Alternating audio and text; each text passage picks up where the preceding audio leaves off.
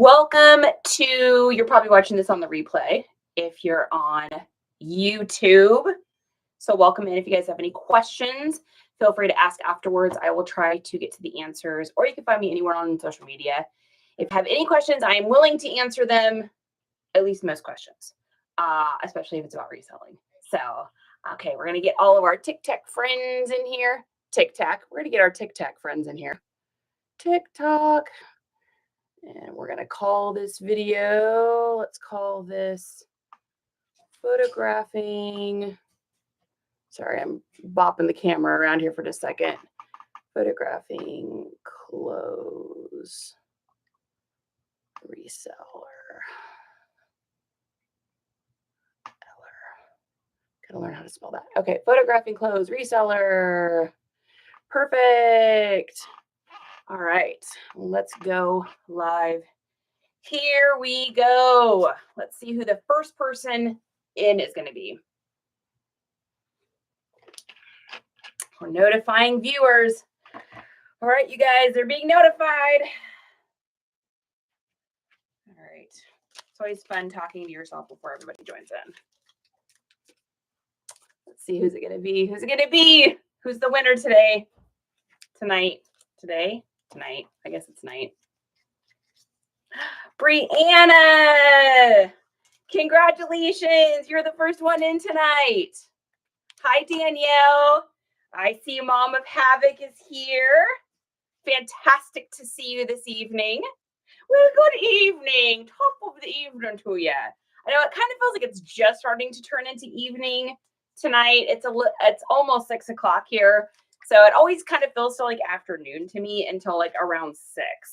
And then like the dogs start getting hungry and my stomach starts getting a little grumbly. I'm like, all right, we're headed into evening. Jackie B, Balloon Bums, I'm happy to see you. Felix, always happy to see you. You know I love that name. Creekside is here. Hey, Chrissy. Thanks for the likes, you guys. 30 hearts already. I haven't even done anything. I am just labeling bags. Fun fact, my bag SKUs are going to look a little strange to begin with because we printed off. We finally reached 900. What do we start with? 942. 942. That means I have officially almost listed 1,000 pieces of clothing in this reselling adventure, which is so much. Most of it, I'd say like 90% of that is within the last 4 months now. So, and I was not fast at it at the beginning. So if you are new to reselling or you're just not as experienced and you are not crazy fast getting clothing up yet, it's totally chill. It's totally cool. I promise you, like anything else, you will get faster. It probably took me easily 25 minutes at the beginning, maybe longer, to get like a shirt listed. So mad love to anybody out there that doesn't list tons and tons of stuff yet. Maybe you're at the beginning of your journey, or maybe you're just like super part-time and you're like, I can't believe it takes me so long to get stuff listed. You will get faster. Can I get an amen up in here? Amen to me. Okay. So yeah, so my bag SKUs look funky because when we went to do the printer, the first like 20 of them started printing out sideways, and Justin's in here and he's like, no, stop. And he's like fighting with the printer. And like, if he had like any sort of like anything to like throw on top of the printer to duel the printer, I think he probably would have, because he was like, no, stop printing sideways. Hey, Kevin. Hey, Donna. If I miss you guys saying anything, oh, God's here. Hello. If I miss you guys saying anything, I'm not ignoring you. I'm just trying to get some of these bags hammered out here. It has been a busy afternoon here at our house. I was able to get, oh my gosh. So you guys know those days, I always call them admin days, where you just have like the list of things that you've been putting off that like has to get done. You've been like, if you're me, you've probably been writing it on random Post-it notes and sticking them all over the place. So today was my day to like tackle the situation.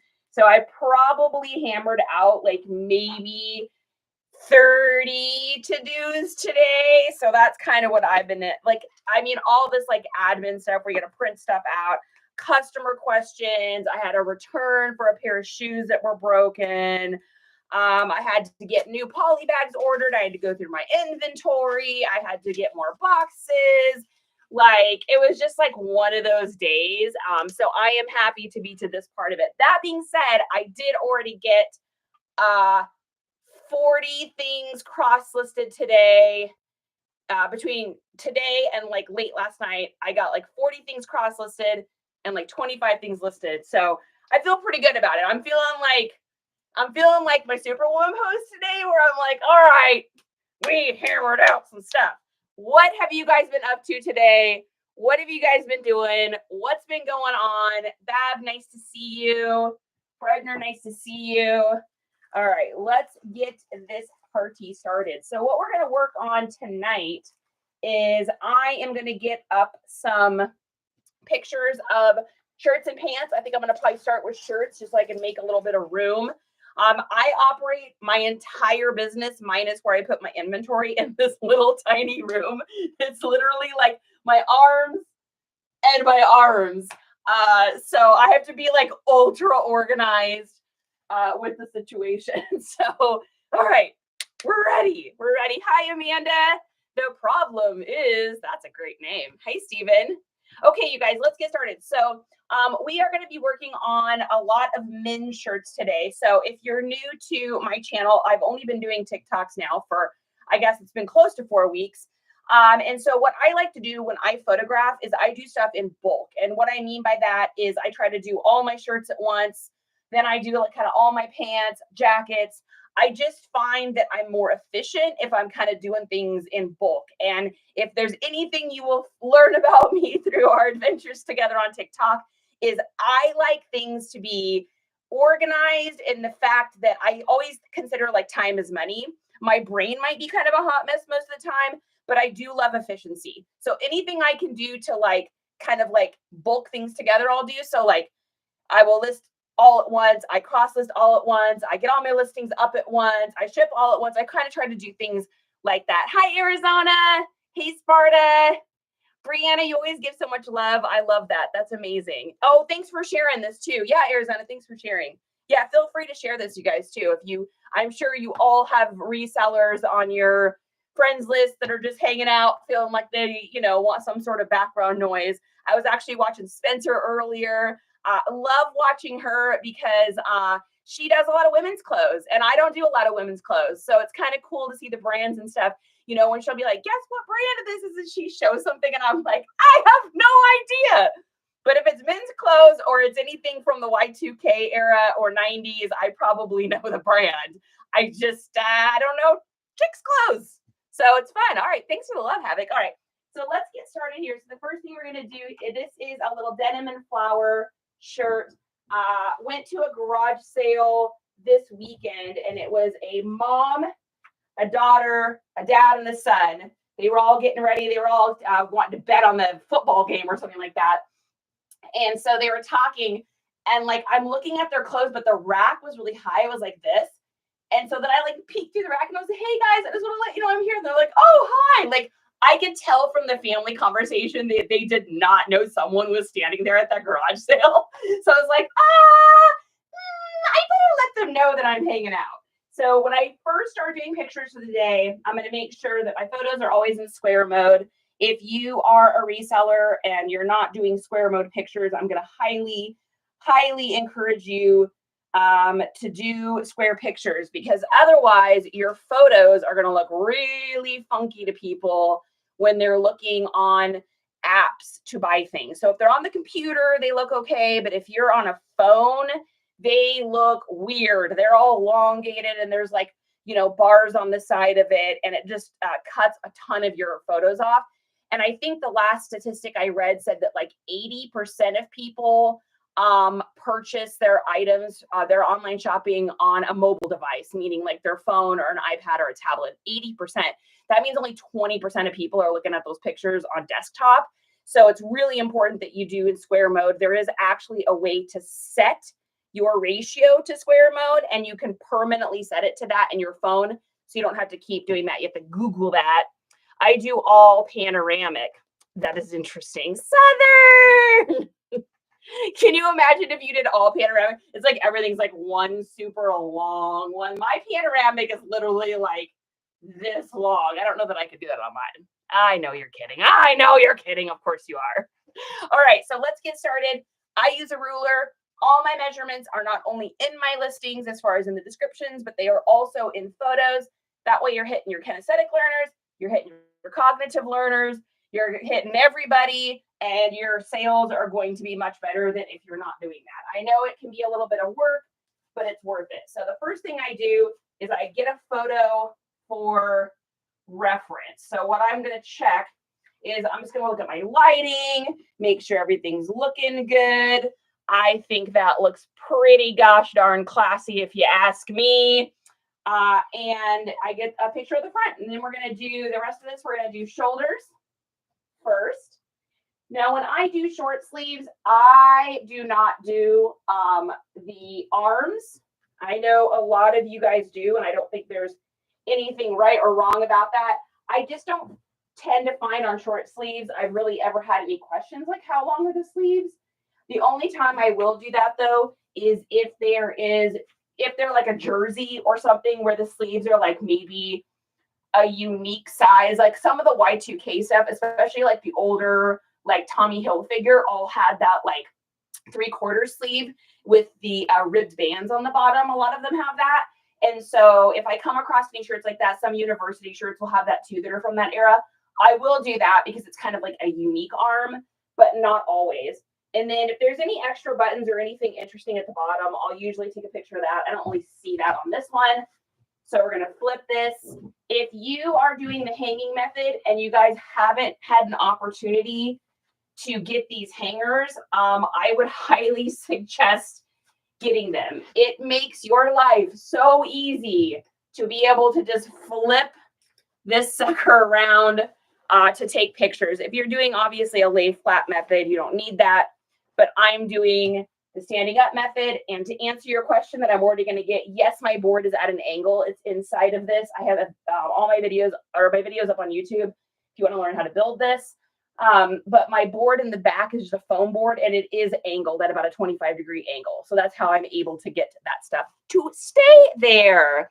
And again, if I'm missing anything, guys, I apologize. It is totally fine for you to ask the same question twice. You can ask it 11 times if you want, if I miss it.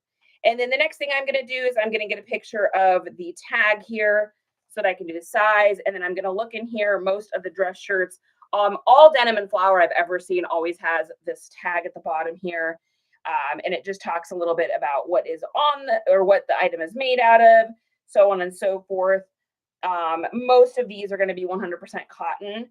So then I just take and do the old photo of the 100% cotton tag, which just looks a little something like that there, because then I can avoid the question of what is it made out of?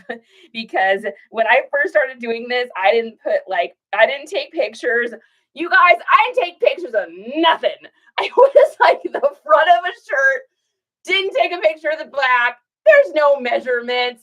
I don't know what it's made of. And I obviously didn't sell many of them. In fact, when I first started doing this, last year, I was just a real dabbler as far as like reselling went. I was really just trying to resell stuff from when my mom had passed away, like all of her old stuff that I wasn't going to keep. And so it was mainly hard goods. So with the hard goods, it was a little bit easier because I could just be like, a little ruler or something, or it was, Egyptian fan, red, anyways. So it was just more hard goods store stuff. So I wasn't doing like really any clothing at all. So I didn't know that you were supposed to like do measurements. I didn't watch any videos. I wasn't learning nothing. I was just going to start listing stuff. So needless to say, I still sold a couple things, but not as much. So I remember at the beginning, I was like, oh man, I'm never going to sell clothes. I'm just going to be selling like decorations and old toys and stuff like that. And now like 90% of the stuff I sell is clothing because it turns over so quickly for me. and it's so easy to list. Like I'll be able to list these denim and flower shirts. Like, I mean, it'll probably take me 30 minutes to list an entire lot in comparison to like of the hard goods that take me longer to list and they take me a little bit longer to ship. So Vicky's laughing. Vicky's like, yeah, I wasn't going to learn nothing. I didn't even know that there was other people that you could watch to like learn how to do this. I had no idea. I was only doing this because, like I said, I had a bunch of my mom's stuff.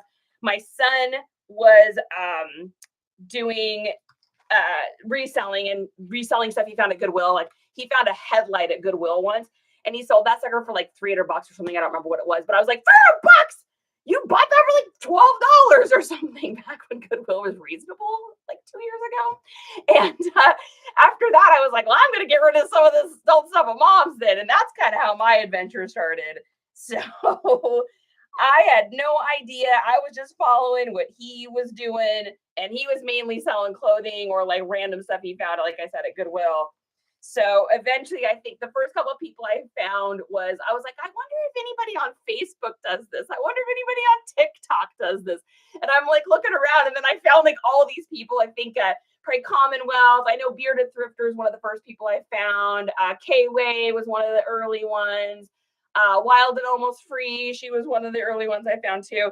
And it's just so funny because it's like, oh my gosh, I literally had no idea that other people were even doing this. I was like, well, I mean, I just didn't spend a whole lot of time on social media.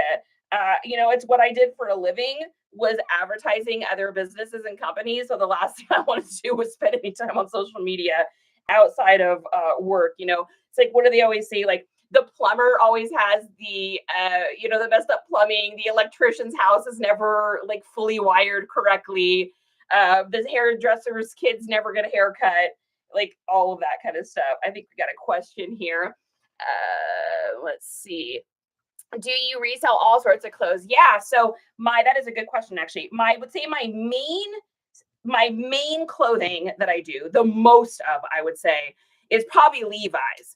I sell a lot. I sell and list a lot of Levi's. Now, that being said, I also do mainly men's clothes. I will do women's clothes like Miss Me's or Rock Republics or like, brands that are bread and buttery bit brands. I also do a lot of Y2K stuff. So I would say 50% of my inventory is probably Y2K. I grew up in that era. I could spot it a mile away. So it's just an easy thing for me to be able to flip. Plus, I think because I was there for the first time around as like an actual adult during that era, I also can I know not only what was popular, what sold a lot. I can spot something and be like, okay, that's like a 2003. So that's just kind of how my brain works. It's like sell what you know. Like I was mentioning Spencer earlier, I was watching her live, and it's always so fascinating to me how many different resellers there are out there. Or like Kelsey Mellow State, she does a lot of women's clothes too. And I just find it so fascinating to watch those because I don't know anything about women's brands, guys. If you want to ask me questions about women's brands, we can talk Levi's, we could talk Miss Me's, we could talk Y2K stuff. But when it comes to any brands that are modern, I don't know anything. So how much do you sell Miss Me's for? That's a really good question, actually. It's really all over the board. So it depends on the cut. So right now, of course, flare cut, boot cut, anything that has that like Y2K, Sons of Anarchy, Bratz, Paris Hilton, Lindsay Lohan, anything that has that kind of look is probably the easiest to sell right now, just because that's what's hot. If you would have asked me a year ago and I had been selling Miss Me's, I probably would have said more skinny jeans would have sold more and been a higher priced. I would say the average price, well, let's break it into two different things. If I'm selling a pair of Miss Me's and they're like a skinny jean with, let's say, just a little bit of decorations, like a little bit of, I call it Wisconsin. It's just our family thing. We call it that. If it's got like the little jewel, like a few jewels and gems, couple sequins, little bit of thick stitch, but not super thick, kind of more like your lower end Miss Me's, I'm probably going to get $18 maybe off of those. Now, as we start going up, if it's a pair of skinny jeans and it's got more bling or it's got like the pyramid punk studs, I'm probably going to be able to get about 23. If we get out of the skinny jeans and we move into more of like a boot cut flare low rise that's got like a medium amount of gems and stuff like that, I'm probably going to get closer to from like 24 to 30, maybe depending on the jean. And then when you find the really cool ones, which are like the super boho, almost like hippie, with like a dash of like the Western look. Maybe it's got like the twist hem on the bottom, it has a couple other unique things. Those I've been able to get anywhere between like 35 to 60, just depending. If they're broken in a little bit and they have like the nice whiskering across the top, or they have like the starburst whiskers at the back of the knee, those sell really well. I can usually get closer to like $40 for those. But it really just depends. Now, for me, I'm cool with selling them a little bit lower than I think what most people do. I know a lot of people out there that are trying to get, like, let's just say, for instance, a Rock Republic, because we were just talking about the other day, they're trying to get like a Rock Republic price or a True Religion vintage price out of a pair of Miss Me. You're not going to get that. So I'm cool with going, I always go a little bit lower. You guys will notice in my store, because I'm a turn and burn seller, I am looking to get things in and I'm looking to get things out.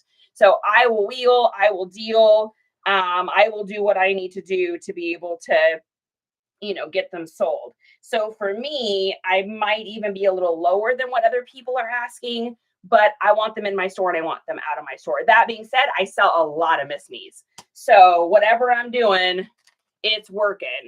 Leave it to me to do the questions. As you know, I love it. Southern, you know what? One of my favorite things about you is you always have the best questions. It really gets me thinking. And I think it's great too, because that way when I'm outsourcing or I'm doing something, I've already kind of had that conversation in my head with myself. And I can be like, oh yeah, I talked about that. Da, da, da. So I think it's cool. I love it.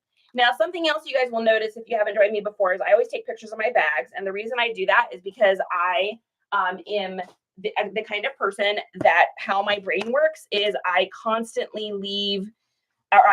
mix up letters and numbers. So I write everything down. It saved me not once, but twice today already. And I transpose numbers really easily.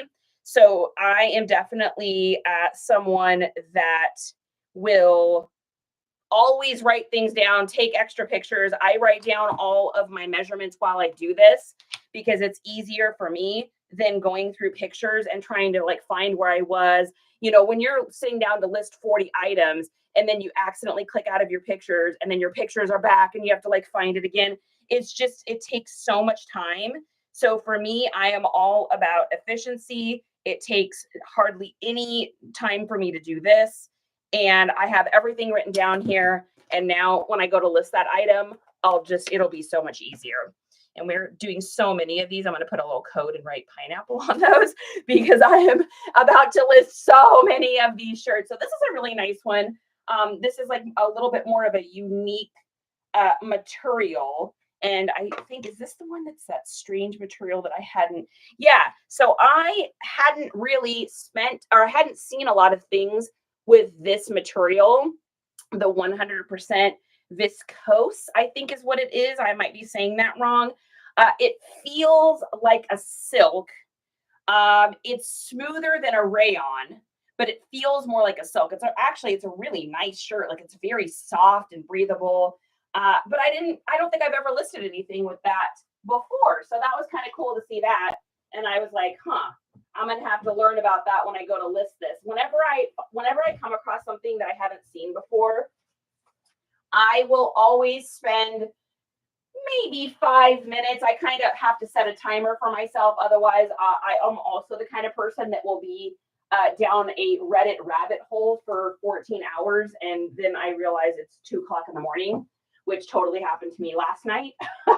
So I am definitely somebody that needs to be setting some rules and regulations for myself for how long I can go down these Reddit holes.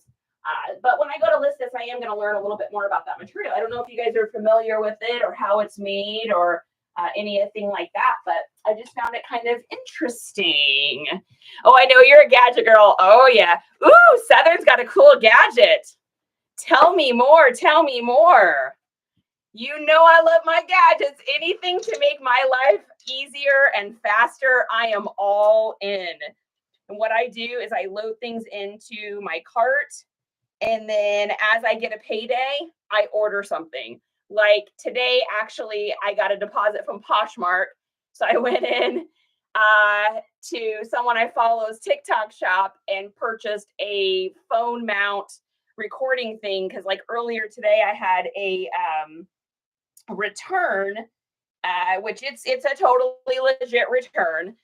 It was a pair of Crocs and the like the little strap thing broke. Now, I don't know necessarily that they were broke when I send them because I do test my shoes. However, you know, it could be that this person tried to put them on too hard. There was a little bit of dirt on the bottom, which leads me to believe maybe there was a minute of wear. And if you're a reseller, you know all about this kind of stuff. So I wanted to record myself opening it though, just in case I opened them and for some reason they weren't the one I had originally sent. So I had to have Justin stand there with the phone, like recording me doing it rather than just doing it myself, which of course he doesn't mind. It wasn't like it was a problem or anything. It was just like, oh my gosh, I need something that I can just do this on my own. I had bought one that had like a long extender thing, but every time I clipped it to something, if there was any air in the room, and I always have like fans going and stuff, it was like this. So all my videos were like, I was like, okay, I can't do that. So I'm gonna try it. I'm either gonna love it or not love it. You guys will hear all about it because I am the person to spill the beans about all the gadgets, and I will tell you if I like it or not like it. Look at these numbers, you guys. So ridiculous. This is what happens when you print things sideways. So I think that's so funny. So, and this is the viscose. Did anybody answer that question? Have you guys ever seen that material before? Is it like just a common material that maybe I didn't know about or something? I mean, that's very possible. I just don't know that I've ever seen that material before. So chest, let's see, our chest is 21. Our length is, it looks like 25.5. When I do this too, I always make sure that I always side on the air of smaller. So if I am taking measurements of a chest and it's like 27 and, you know, almost 28, I will still do 27 and a half because it's kind of like when you weigh your packages, you know, always side on that air of caution. Just round it to whatever you need to. Like on packages, I round up, but on clothing, I round down because I have never, in all the clothing I've ever sold, ever had somebody say, "Wow, I got this and it's way too big," meaning like a half an inch or whatever. But when I first started this, I got a couple like, "Ooh, these pants are pretty tight." I don't know that measurement was accurate. So I am definitely someone that will side on the air of caution. Southern says it's called a boogie board writing tablet. Super neat concept. You can write and it auto erases. Ooh, that does sound fancy. Is it almost be bougie board? Is it a bougie board? And probably not boogie board. Maybe it's boogie board. I don't know. I've seen bamboo viscose and lyocell. Okay, interesting. Yeah, it didn't say on this one user what where like what it was made of. It just said the viscose. And am I saying that right even? I don't even know if I'm saying that right. Very comfortable. I mean, this is like easily one of the nicest feeling shirts. I mean, it almost softer than like a silk feeling because silk has that little bit of like heavy weight to it. This is way more like a flowy kind of loose feel. Sounds right to me. Yeah. It's kind of the same concept of a kid's toy writing board with the sliding eraser. Okay, so I know exactly what you're talking about. Like the one, like even a little like like the boards that have like the little, like they're almost like hexagons all over it, and you can write on it and then do like the thing and it like erases it. So something kind of like that. That's really cool. That would be good too for those people that when they take pictures, and Souther, maybe you even do this. But like a lot of people, when they take measurements, they'll write it on a board and then take a picture of that board. That's smart. I would do that. But I mean, guys, my writing sometimes is very creative because of the, the mixing up of letters and stuff like that. Yes, ma'am. That's it. That's awesome. I love it. Hi, Raquel. Good to see you guys. Thanks for all the love and the hearts and the shares and all that good stuff. Do you have any questions on YouTube? No, but we have people watching. Hi, YouTube. Feel free to ask any questions. I did remember to open the chat up today. So, we're making progress. Always stretching, always growing. All right. So the next one we've got here, this is a Cactus Man.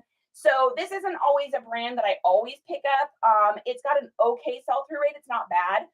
But the print on this was just really cool. It's like little tiny roses. It's got that almost like American look with this year with the election and stuff like that. It's always good for like doing anything that's kind of like patriotic, no matter what side you fall on. And Lord knows we're never talking about that on here. But it's just a really nice shirt. And I also liked that it had this little tag here at the bottom. It's literally like unused. These were just in such good condition.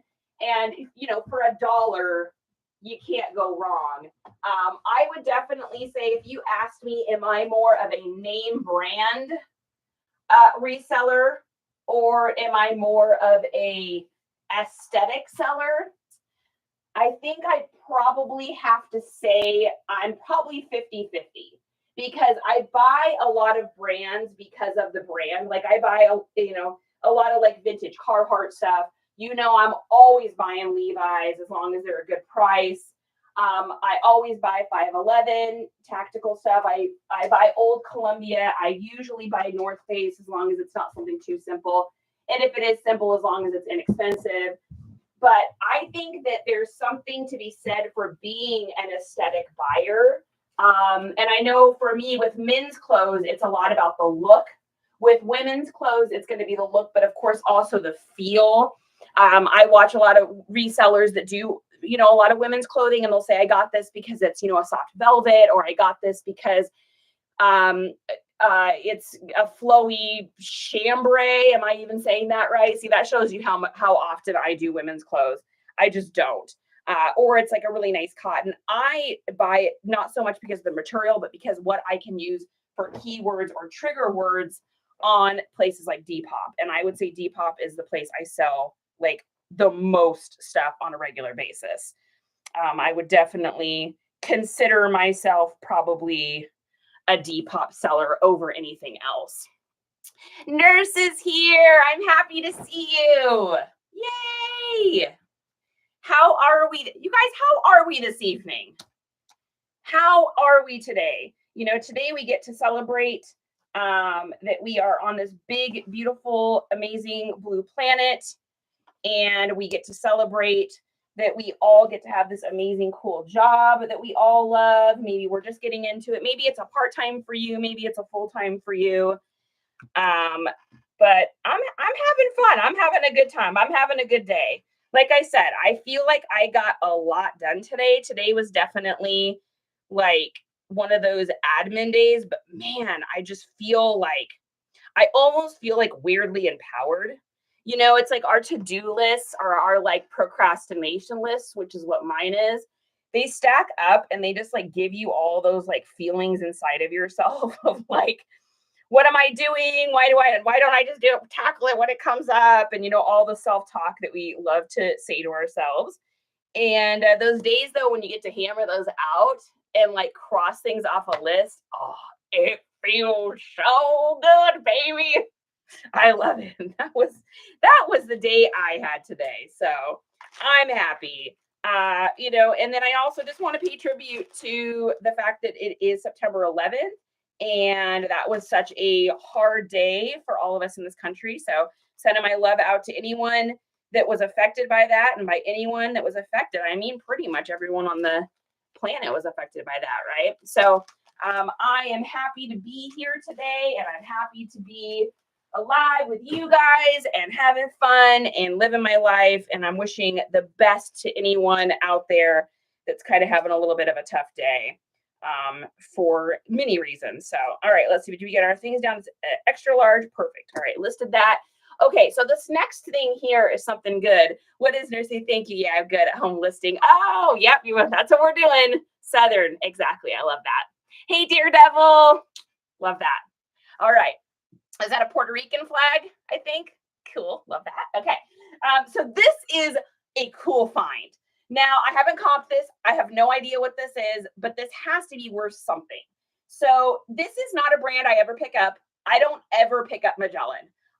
It is like an outdoor Gorpcore brand, but there is just so much of it. The market is so saturated.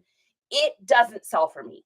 I had like 10 Magellan pieces that I had picked up, and I used every keyword and descriptor that I could think of, and they sat for a long time. I mean, I had to bottom biscuit basic price these things to get them out of my inventory. So I don't normally pick it up. It's just not something I wouldn't even pick it up for 50 cents. If someone gave me free Magellan, I'd put it all in a bundle and sell it for cheap. That's me. You guys might do great with it, but for some reason it is not my jam or jelly. However, this is a partnership, and if anyone is familiar with this brand here, you'll know what it is. So it's a partnership with them, and then it has their symbol all over in our classic picnic. I always call this like a picnic plaid. I know there is another word for it, but it's just in really good condition. It's really unique. I don't know what we're gonna get for this, but I think it doesn't matter that it's Magellan because it's got this here on there, and it's just so cool. And flannel, anything from that kind of like grunge era mixed with outdoors. I mean, the amount of descriptor words that we're going to be able to have for this thing, we are going to hit so many aesthetics for this that I can't even imagine how long my keyword list for this is going to be. It's going to be everything from outdoor and gorp and lumberjack and tough guy and hardcore, gorp. I mean, and then we move into a whole nother, type of aesthetic. So then we're moving into skater and skate and indie, and then we're moving into, hunter, hunting, fishing, camping. I mean, and then this brand here is also a beverage. So we're going to be able to use some of those words in there too. So I'm really excited about this one. Like I said, I don't know what it's going to comp for. I have no idea. I have not looked this up. You guys are more than welcome to if you want to. I'm always curious what people find. But more importantly, it's just that the aesthetic on this is just so stinking cool that I think this is going to be one of those items in my store where it'll probably sell on Depop. And it's just going to be one of those items in my store that I end up with 1,500 views or something, which is always fun when that happens, because then you become a trending brand, meaning your store becomes trending on Depop. And you'll even get, I've been featured on the front page of the Depop app before. It was for a some Gorpcore thing, and I got I don't even know 6,000 views or something on that, and I sold a ton of stuff that week because my page was hot. My page was on fire. So Depop is very, very, very, very, very algorithm based. Their algorithms are based like social media. So whereas eBay will favor people that are promoting or spending more on advertising, Depop loves that too. Don't get me wrong. But because Depop is a social media platform for shopping, especially for ages between 18 and 30, because of that, it is like a social media. So people go on there, they're hearting all the time. I always see this on any of the, I'll see resellers talk about this. They'll say, oh my gosh, people like my stuff on Depop all the time, and I send offers and they never accept. Well, yeah, of course, because people are liking it because that's just them shopping at a mall. There is no malls anymore. So that's what they do. They go through and they're just liking stuff, and you want them to do that because that bumps you up in the algorithms. It's like a heart on TikTok. Thank you for the 1.5 hearts, by the way, pumping in the algorithm. Right? So on Depop, it's great if you can get those pieces like this that you know are going to get a ton of views. I'll price it probably. This is my trick. I'm going to give you guys a trick. If you guys want a trick, who wants a trick? Everybody wants tricks. Tricks are for kids, right? So one of my little tricks is when I have an item that I want it to trend, because when an item trends on Depop, your whole store trends, because it's directing people to that item, which is directing to your page. Okay. So when I have an item that I want to trend or that I think will trend because of the aesthetic, this is a beverage company, this is a collab, and this is also every aesthetic you can imagine mixed in. I'm going to price this thing probably higher than what I think I can get for it, what I will take for it, because I want it to stay in my store for a minute. I don't want to sell that thing that was trending, whatever. Gosh, I wish I could remember what it was. I think it was like a vest, some sort of tactical vest or something. Anyways, I had that sucker priced high. Like it was probably worth me. It was probably like a $35 vest or something. And I had that thing priced at almost $60 because I wanted it to stay trending. I wanted it to stay in my store because that was just leading people in. It was just feeding them in. And if you can remember when you're listing on Depop, especially for those people that want to get into Depop, or maybe you haven't, or you're just not having any success or anything like that, I want you to think of Depop completely different than any other selling platform. So Depop is more of a social media platform. It's more like the mall, right? Whereas and Poshmark's kind of like that. And Poshmark's always tried to do that, but they've made it so complicated with you have to share this much, and then you're an ambassador and this and that, and there's live shows and pop-ups all the time. They almost made it a little too busy, right? But with Depop, they try to keep it simple, keep it clean and easy. And what they really want you to understand is that it really is a social media platform that sells items. They want to get you on Depop and they want to keep you as long as they can. That's why they do things like sending 10%. They send notices out. So if you do a store-wide discount of anything from 10% on for anything in your store, they'll send out offers automatically for you to all those people that have liked that item, because they want to bring people back in. That's why you get notifications all the time from Depop. Oh, this is cool. This is trending. This is hot. This is hip, because they want you to be on there. So when you're listing stuff, I don't even know how I got on this tangent, but when you're listing stuff for Depop, just remember, this is a social media platform. So how can you keep people on your page longer? Run sales, run bundle deals, mark your stuff up if you have to cover those costs, which is what I do. So if I want to sell this for $60, let's just say, I'm going to put it at, $75, and I'm going to get it trending. Now, you don't want to do this with every product, but like with your popular ones, get it trending in people in your store. Now, if I've got an everyday item, this is like a Y2K polo shirt, it's really cool. It'll sell. It's great. It's wonderful. But this isn't as hot as this is going to be. I'm still going to put it up just a little bit on Depop, because what I do on Depop is I have everything up just a little bit, because I permanently run a 10% off sale in my store, so that it always looks like things are on sale. And so the offers are always going out to people if they like an item. And then I also do free shipping on bundles. So if I've marked this up a little bit, I'm going to cover my costs on the Depop, small Depop fee that they take from you. It's transactional fee. And I'm also going to cover any of my materials that I'm using. And then I'm going to cover the fact that the next item might be free shipping, or both of them wind up being free shipping if they're getting a bundle deal. And how I cover the costs of that is I pad my shipping a little bit. So it's about playing the game, right? What can I pad a little bit? You scratch my back, I'll scratch yours. And I have noticed in the time that I've spent on Depop, that is really their focus, is getting people on the app, keeping people on the app, keeping you there as long as possible. Like I said, I really feel like Poshmark has tried to do that.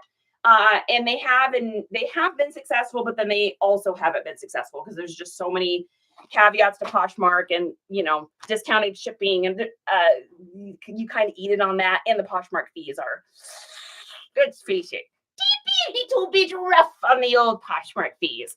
All right, does that make sense? I had to go to your YouTube because I don't know my login from the PC. I just opened TikTok up on my phone. I love it. That's fantastic. I love it. Oh, I see you there. Hi, I see you on YouTube. That's fun. Okay, let's get this photograph.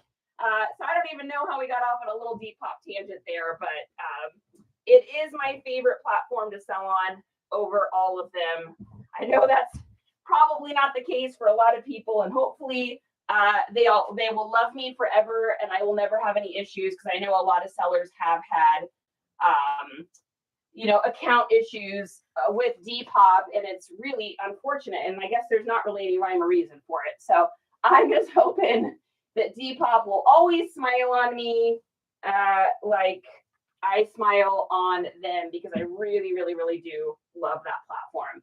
I also find that people on Depop are less picky about flaws. And when you're someone that's selling a lot of Y2K stuff like I am, there's gonna be some stuff. You're gonna have fading, you're gonna have wear, you're gonna have creases, you're gonna have maybe a couple little micro flaws of discoloration. You might have a pull here or there. There might be some pinholes. There's usually a little something going on Y2K stuff. If you can find perfect Y2K stuff, that's amazing, but that's not always the case, especially if you're doing guys' clothes, which is what I mainly do. We all know, like is anyone in here the mom of a boy or the dad of a boy? Anybody? Y'all know boys are rough on their clothing. So a lot of like Y2K teenage stuff, which is kind of what I'm looking for, it's going to have those flaws. And I have found that it seems like on Depop, I have people more grateful about the item than picky. I've had so many picky people on more picky people on Poshmark, more picky people on eBay. I just really haven't had a whole lot of that with Depop so far. So I don't even think I've ever had a return on Depop, which that's crazy, right? I just noticed a tiny little spot here when I see that. So I'm just gonna get my ruler here and point that out. But I just find I just don't have the issues on there customer wise. And I don't know if it has to do with the age group, or they just know that the clothing being a little bit older is going to be, a little more worn or weathered. I don't know. Maybe that's the case. I'm not sure what it is, but I just seem to have less issues. Hey, Daisy, I'm happy to see you. I love that name. That is just such a great name. Oh, and we forgot to put down our measurements for our last shirt too. I can see I get on Depop tangents. I get all excited and then I stop writing things down. All right. So it looks like we got for our shoulders, we've got 18. Our length is a 28. Our sleeves are a 23.5. And yes, I always do the sleeve lengths for long sleeves for sure. And then our chest is 23.5. And I started doing something today. So normally when I take my pictures of that area there from pit to pit, I usually zoom in a little bit more. And it was interesting. I had a potential customer message me on eBay today and say, hey, I can't tell what picture is pit to pit, meaning armpit to armpit. And I was like, oh, okay, cool. Good to know. I just need to back my pictures up just a little bit on that. Hey, Vanessa. Oh, and thank you to the person who complimented my t-shirt. I saw that. I just forgot to say something. I am not just a little bit of a Star Wars nerdy girl. It's a hardcore situation. My son's first word was Darth Vader, which was Darth Vader. And I was like, I'm mom. So we are a major Star Wars family. My son is not as big of a fan now as he was when he was little, but I'm wearing this in honor of the most amazing person, Mr. James Earl Jones. Such a treasure, such a good guy. I mean, such an amazing Vader. Like, I have you now. Like, the words are He was just so good at that. I mean, he was good in a lot of different things, but that's what I will always know him most for. Now, one thing too to take note of if you're doing polo shirts, I don't know if anybody in here sells any polo shirts. I sell a lot of polo shirts. If I can find Ralph Lauren like Y2K, I will always pick it up. It's bread and butter. It always sells. And I can usually get them at garage sales for $1.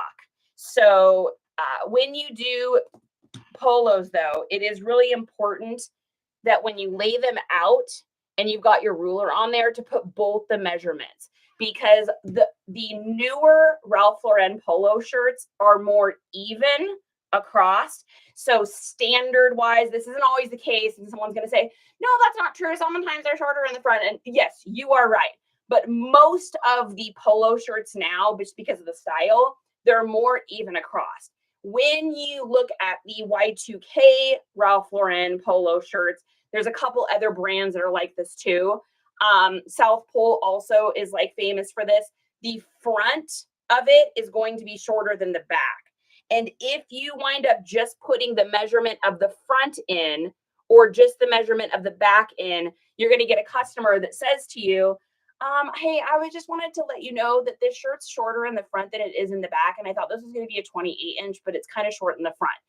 I do this because not everyone that's buying these online realizes, oh, these shirts are usually shorter in the front than in the back. So, you know, people that are buying the Y2K aesthetic maybe weren't even around for that first go around. So they don't know that. So just make sure that you get both of those in there.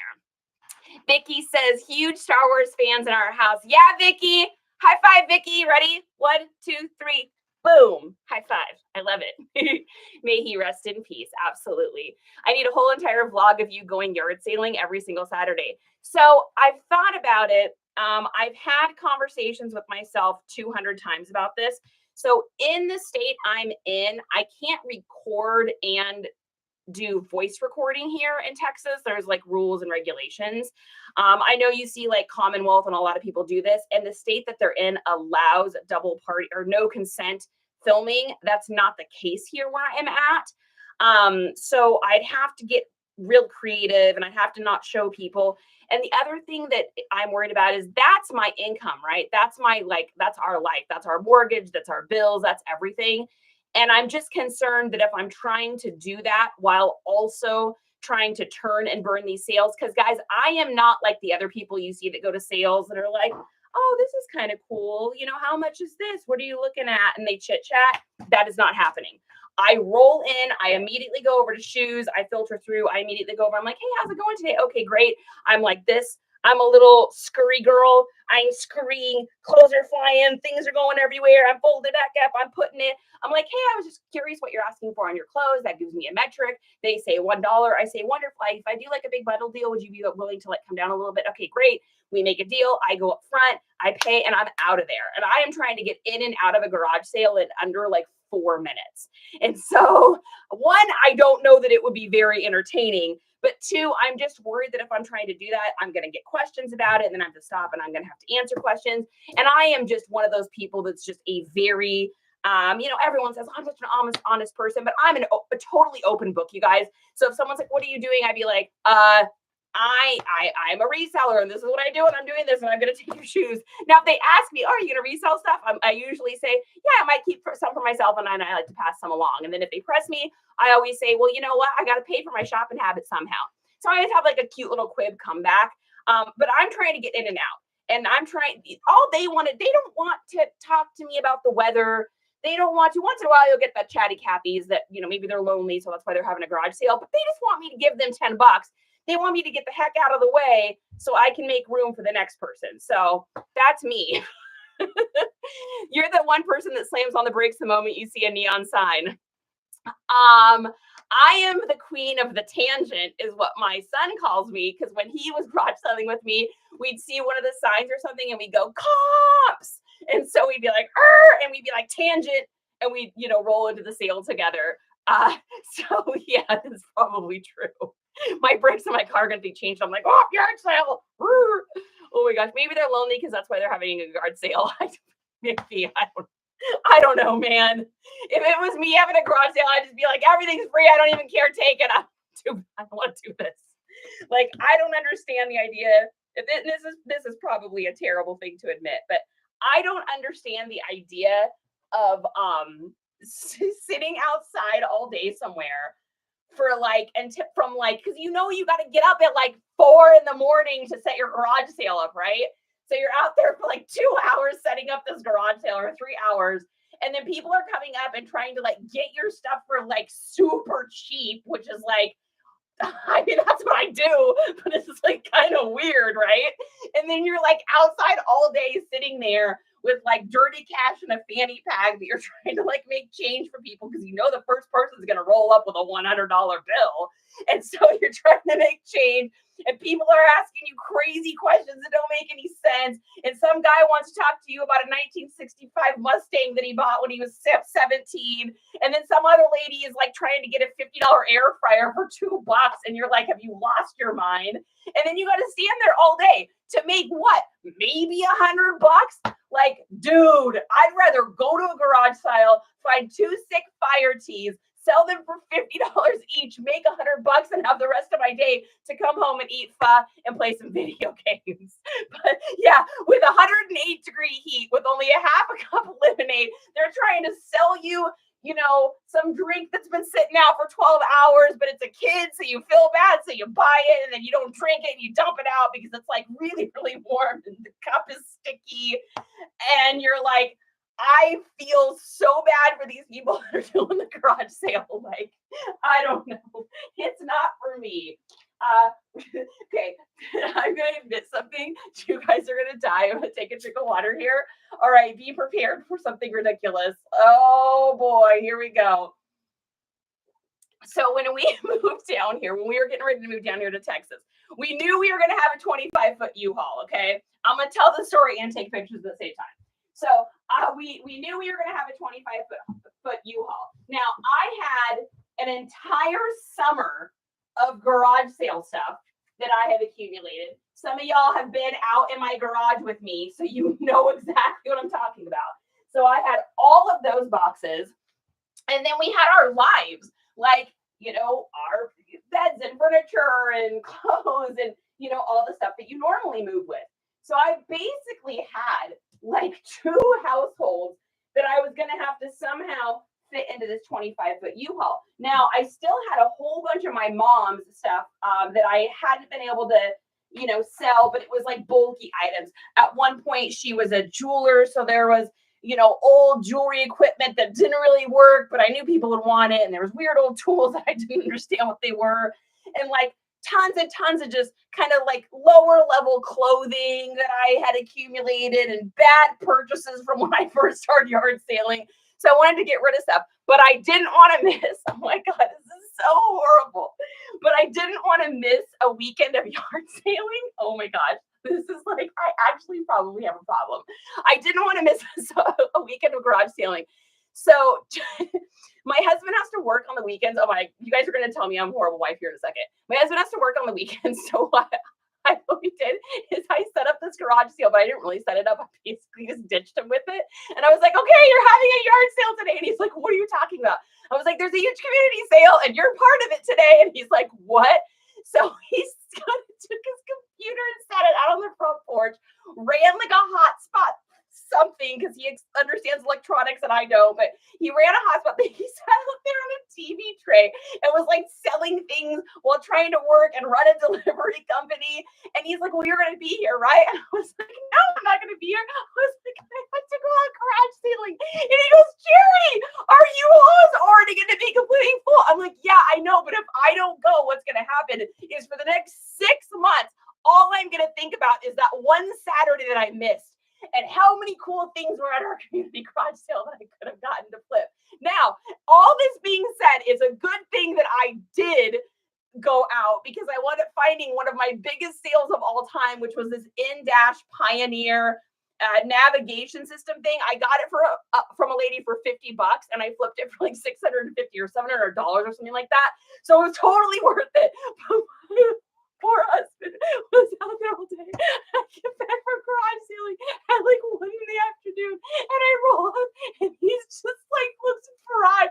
His face is sunburned, and he's like, "We made like $300." I'm like, "Well, that's amazing, honey." He's like, "How much did you spend?" And I'm like, "I don't know, like $450." He's like, "So basically, I didn't make any money out of your garage thing." I'm like, "No, but you did make a great investment into our future." So yeah, my husband is an amazing supportive person. He is an amazing like guy, and he's always down for whatever, and like he is good, like, but he was a piece of bacon. And I just looked at him, and he's like, "I don't ever want to do this again." I was like, "Well, now you know why I don't want to do them. I don't want to have a garage sale. I just want to be able to enjoy the benefits of the garage sale. That's all I want to do." So that's like such a terrible story to tell and admit publicly, but why not? It is it's a fun story, and it just goes to show that it's important to go out every single Saturday and don't miss these Saturdays. Like I've had nights because I am not somebody that sleeps really well. Like I am definitely more of like an insomnia style person, and so there's been nights where I literally couldn't fall asleep until like 4 o'clock in the morning. And I try to, if I can get in bed by like 9:30 or 10, I'll usually fall asleep. But if I stay up past that, I wind up having a hard time sleeping. And there's been plenty of times that I've been up until like 4 in the morning trying to sleep, and then it's like that yard sale alarm goes off 5:45. You bet your little britches. This girl right here is getting out of bed, getting the coffee, and getting it going because I live for the hunt. I hunt for the live. I am the garage sale pirate. I will be up every Saturday. I will not miss any Saturdays. I will always be there, like no matter what. Turning and burning, getting in and out of a garage sale as fast as humanly possible. Charity, you know what? We're not even moving anymore. That would have been funny. That would have been funny. I think the company that we bought this house from, the mortgage company, would have been like, you have a house sitting here. Like, oh, sorry, my husband said we couldn't move because we had too much stuff. Oh man, you guys, that poor man, he had to repack that U-Haul 3 times because we hired movers to come do it. And you try your best to like get people that are going to be good, and you ask in groups and you try to find, the best company, but you're not always going to end up with that, being the case. And so we got a company, they were fine, but I think they sent like the young guys that hadn't really done much packing before. One of the guys was in training. So it was like a dude that's been working there a while, a person in training, and then a guy that's worked there for like a month or something like that. And so the problem was that I just don't think that they really knew how to pack everything. And when they saw the garage and they saw all the boxes for reselling, like, "Oh wow, you got a lot of stuff in here." And then some of my tubs were like see-through. So they're like, "Are those like old wrestlers? Are those old Ninja Turtles? Are those old Rainbow Brights? Are those old Care Bears?" I'm like, "Oh yeah, I got a lot of stuff." And he's like, "Wow, you have a lot of collections." And I'm like, "Oh no, I'm not collecting this stuff." I was like, "I'm reselling." He's like, "Oh." He's like, "Wait, so you're going to take all of this stuff down there to resell it?" He goes, "Wouldn't it have just been better to buy everything down there and not up here?" I was like, "Well, that would have been an idea. However, I didn't know when I started I'm going to garage sale every weekend for a summer and not list anything. I didn't know we were going to be moving 3,000 miles away. We thought we were going to stay in Washington. And when we were looking at houses, 2 things happened. One, the kind of house that we wanted, we could not find there for the price we wanted to spend. I mean, we were literally looking at these houses that were like 2-bedroom, just really basic Rambler bread and butter house, which is like, we just have a small house here. It's just Justin and I and the dogs.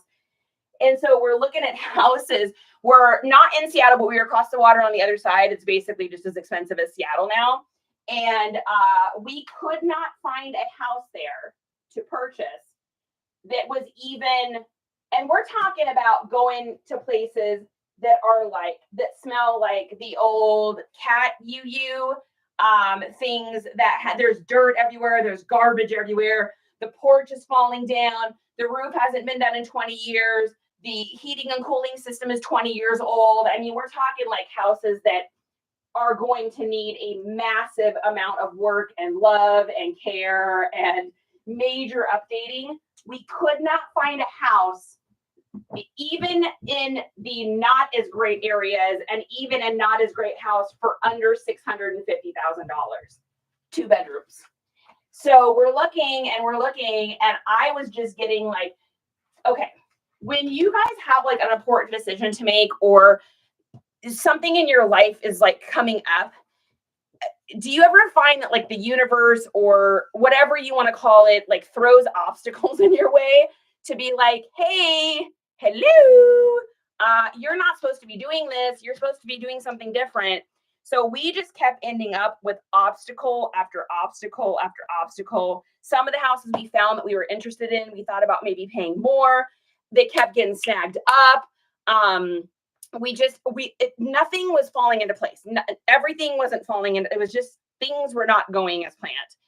And so we went and looked at this one place. I'll never forget it. It was a 2-story yellow house. It was over in the corner. It was right over by the high school in the like Silverdale, Washington area.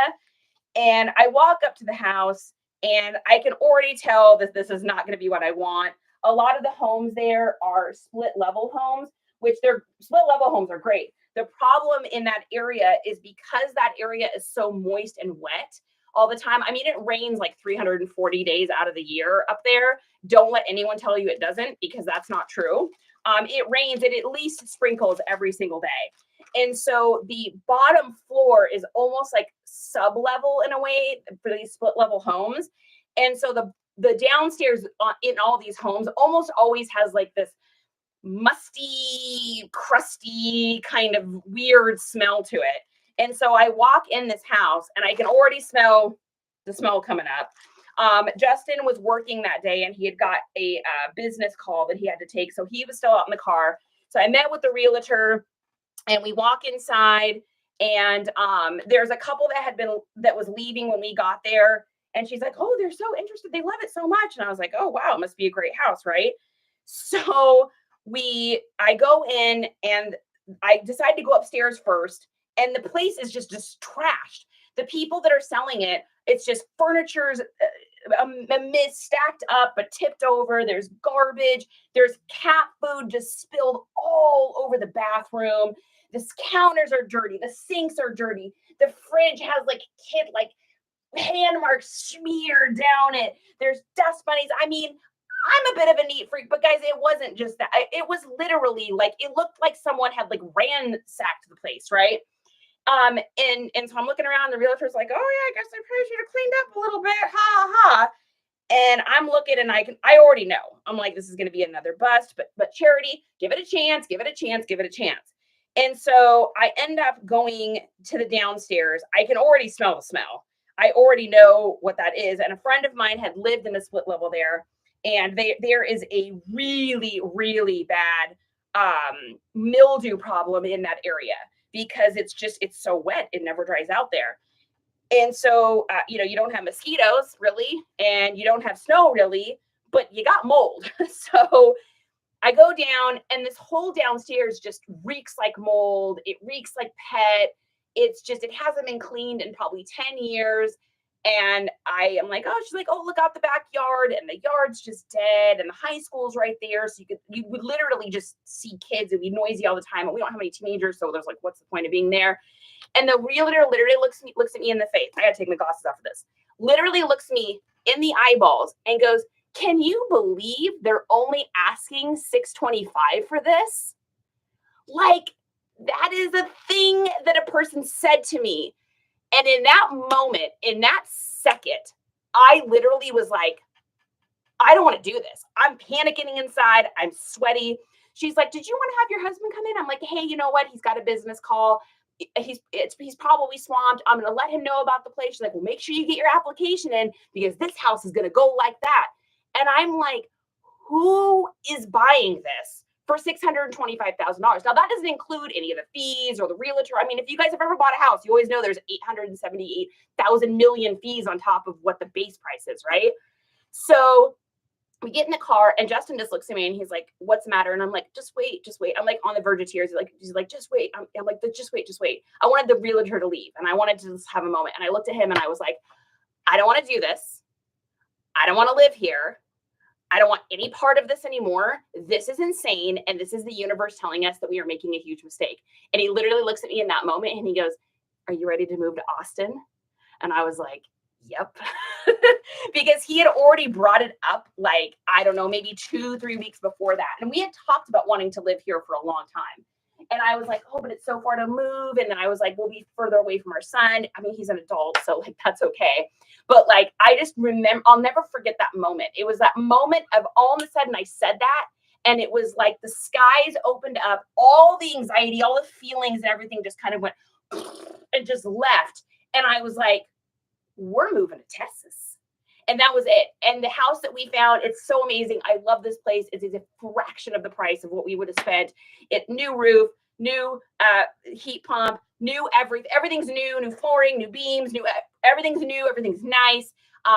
It's energy efficient, like all these things. And I'm just like, I will forever be grateful to the Cat Pew Pew housey because it is the moment that I realized that our life was about to do that. Like, that fork in the road. And I'm so glad that we did. I don't even know how in the world I got on that, but you guys know. I do have a story for everything. You're right. Thanks for the hearts, you guys. That makes me feel like you like the story, okay?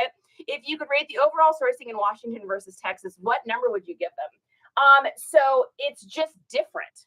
So in Washington, the items I'm finding there, now, let me preface this by saying the one nice thing about garage sailing in the area that I was in was you have a lot of families that live there that have lived there for a very long time because it's too expensive for anyone there to move into a different house. Because let's say you bought your house for $100,000 15 years ago, and it's worth, let's say, $800,000 now.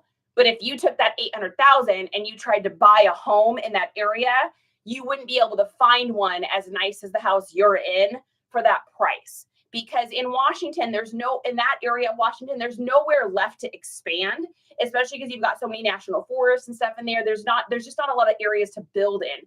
So like, you don't see new buildings being built. You don't see new homes being built. That's just not something you see in the area that I was in at all. Like most of Western Washington and that area on that side of the Puget Sound, you just don't see that. So you find a lot of cool stuff there. A lot of vintage stuff, a lot of vintage toys, a lot of video games, old systems and stuff like that, because people are selling stuff that was their kids and they've been in this house for, 20, 30 years. So that was cool. I had to dig through a lot of dirty bins. I had to dig through a lot of gross stuff, but I found a lot of really good, cool vintage stuff there. A lot of old Carhartt, a lot of North Face, a lot of Columbia, a lot of Gorp Core, because that's what people wear there. People only dress in that kind of stuff because it's wet all the time. So that was great. I definitely last summer destroyed it. Amazing, right?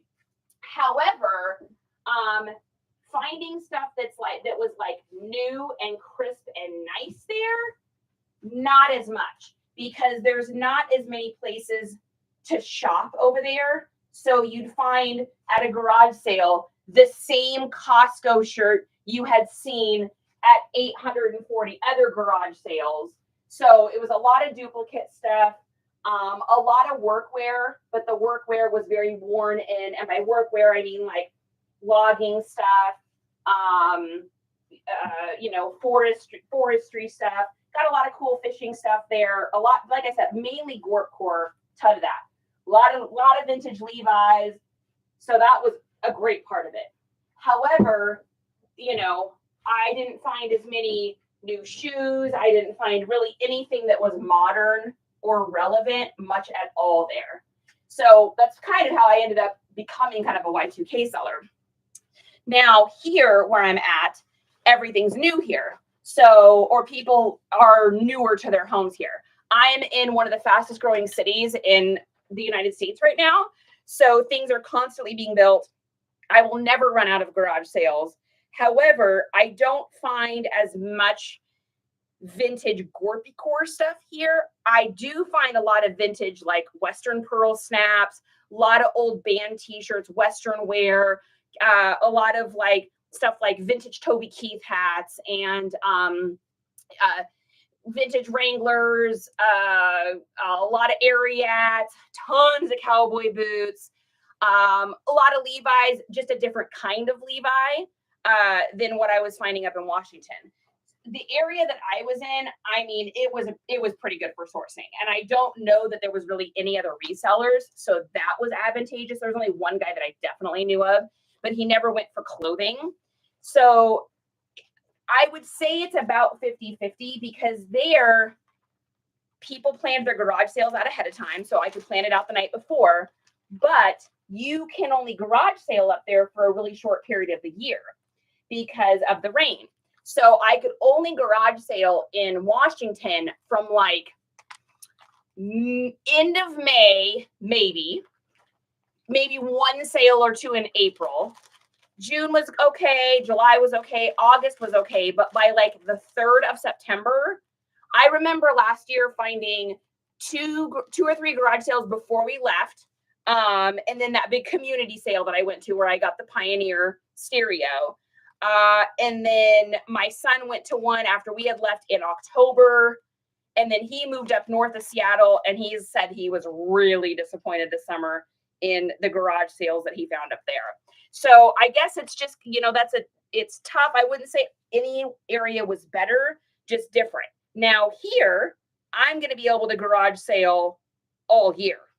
So I won't have to worry about ever running out of sales. And that was one of the other, really deciding factors for us moving here was I knew that I was going to be able to find garage sales all year long and that it would never be a problem. And that is true. I mean, we moved here, October will be a year that we've been here. And I went to a couple sales last October, end of October, I think, beginning of November. I when we got here, my back was really bad. And so I had a few weeks there where I didn't do much, but I went to one or two. There was probably more, but I just didn't go. But then they picked right back up again and I was already going to sales in like February. Over in Washington, you ain't going to any sales in February. So I would say that that's probably my answer for that. Tracy, how is Tracy today? Collie's here. You have this shirt too? I got this at a garage sale. I know, shocker, right? Oh, Bella, it is always story time here. I mean, why are Seattle thrift stores so expensive? Now you know my pain. So that was the thing in Washington too. And that was another deciding factor is I'm like, well, if I'm only going to be able to garage sale a couple months out of the year, then I'm going to be stuck going to the bins over in Tacoma, or I'm going to have to do Goodwill and thrift stores. But you couldn't find a pair of like just Levi's, jeans or anything for under like $14.99. So there is zero room for any sort of like a profit. And that's something that kind of recently had happened there because I bought a lot of old, not a lot, but I bought an actual lot from a guy that was going to do reselling and then he just collected stuff but never listed. So I bought from him this huge lot and the lot had a ton of Goodwill stuff in there because it still had the Goodwill tags on it. The shirts were like $2.99, which I think is reasonable. The pants were like $6.99 or whatever, which is still more than garage sales, but there's still some room, for profit in there. But what I was finding before we left is that it was like $14.99 for pants. And it was typically anywhere between $7.99 to $12.99 for t-shirts. Shoes were completely outrageous. I mean, you're not getting a pair of shoes for under $15 at any of the Goodwills there. The Goodwill in Silverdale, Bremerton was okay. My son and I did find a couple little honey holes there, like lower, like or not lower, like smaller thrift stores, like kind of mom and pop. So we did get some stuff from those. The St. Vinny's there did run a lot of like orange and pink tag sales, so we'd go in when they had those. But if I had to rely on what I could get from thrift stores where I was in Washington to be able to do this, I wouldn't have been able to make a living. There's just no way, especially with how expensive it is. When we left, I think the day that we left, gas was $5.60 a gallon. And like I said, a small two bedroom home was $6.25 at the lowest, and that was for a trashed house that needed a lot of work. I mean, it's so expensive to live there. And I don't know if that's just the way it is there. I think it's just so many people wanting to move there, but there's just not as many homes, and they're not building anything new. So people can kind of just ask whatever they want. I remember my son and I going to this garage sale down in Manette, which is a little, like a subdivision of Bremerton in Washington. And I remember talking to this guy at this beautiful little, tiny, cute little house, really great garden. But you walked in the back of his yard and it was just this long green grass. And then it looked right over the water there. Oh, such a beautiful backyard. So gorgeous. And we got to talking with him because he had a lot of really cool vintage stuff there, and I was trying to score some good deals, but he wasn't down for it. But we got to chit-chatting with him and, complimenting him on his place and everything.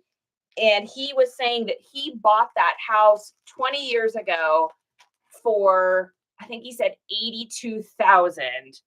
And it is appraised now at like 1.6 million. And we are talking, guys, about a very small, modest, probably 1,100 square feet home. Nothing really updated, just a very classic old style, small home. The garden was beautiful because what he'd done to it, but it wasn't like it came with any extra features or swimming pool or anything like that. So that just tells you. So the reason that thrift stores are so expensive is because the people that can afford to live there now either can't afford to live there, but they're stuck there because they've been in their home forever, or they're just making, some serious money and they're able to afford that. That's my only take on it that I can think of, because when you walk into a thrift store and you're expecting a mom to spend $14.99 on a used Target dress, in my eyes, you lost your mind and something's gone wrong with inflation. It's not quite as bad here. I have been in the Goodwill once here because I just wanted to kind of see like what it was like, like, oh, how is the sourcing going to be here? If I can't find garage sales, what is it going to be like? And it was fine. It was reasonable. I wouldn't say it was unreasonably priced. But I think the problem I have is I am so absolutely spoiled by garage sales now that I can't fathom. Like when I go to a garage sale and they want $2 on a pair of pants, I'm like, oh, you take $1. Like, so for me, it's just really hard to imagine that. Do you miss anything about Washington? My son. That's the easy answer. I talk to him every single day, but I definitely miss him. He's a grown-up doing grown-up things, launching a clothing store, and doing online clothing stuff. So he's killing it. He's doing great. Seattle thrift stores favorite price is $25. Yeah. Oh, Seattle thrift stores. I mean, come on. A Seattle apartment, downtown apartment, a 2-bedroom apartment is $6,500 a month. So, I mean, if you got that kind of money, I guess you don't mind spending $25 in a thrift store. Of course, if you have that kind of money, you're probably not going to a thrift store. You've been in Goodwill once in almost a year. Yeah, one time. When we first moved here, I went in, and that was it. I have a little thrift store in town here. I've been there maybe 4 or 5 times. Their pants are too expensive, but they don't know how to price their shoes. So their shoes are all really cheap. So I get like steel toe boots and all sorts of stuff in there. $5 is their favorite price. So I usually get like those kind of shoes for like $5. I got a pair of Goodman limited edition Italian high top suede sneakers. They are a $300 pair of sneakers. I got those for $5 there. So I pop in there every once in a while if I'm doing garage sales and it's in my, my area. But I really just do garage sales, you guys. Like I know people are like, there's no way you could just do garage sales. I'm like, no, I seriously just do garage sales. I'm not going to thrift stores and stuff like that.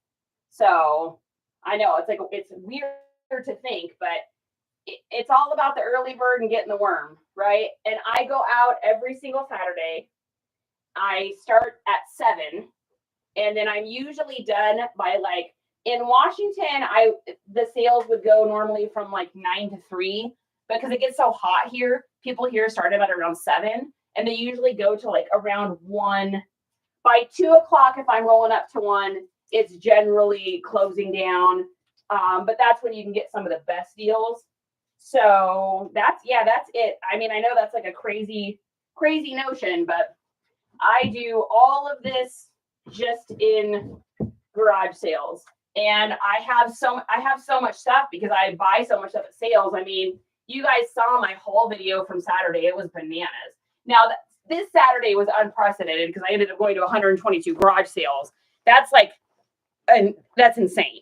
But it was a big community thing. So, they were all generally in the same small area, well, large area. But normally I go on a Saturday, I'd say probably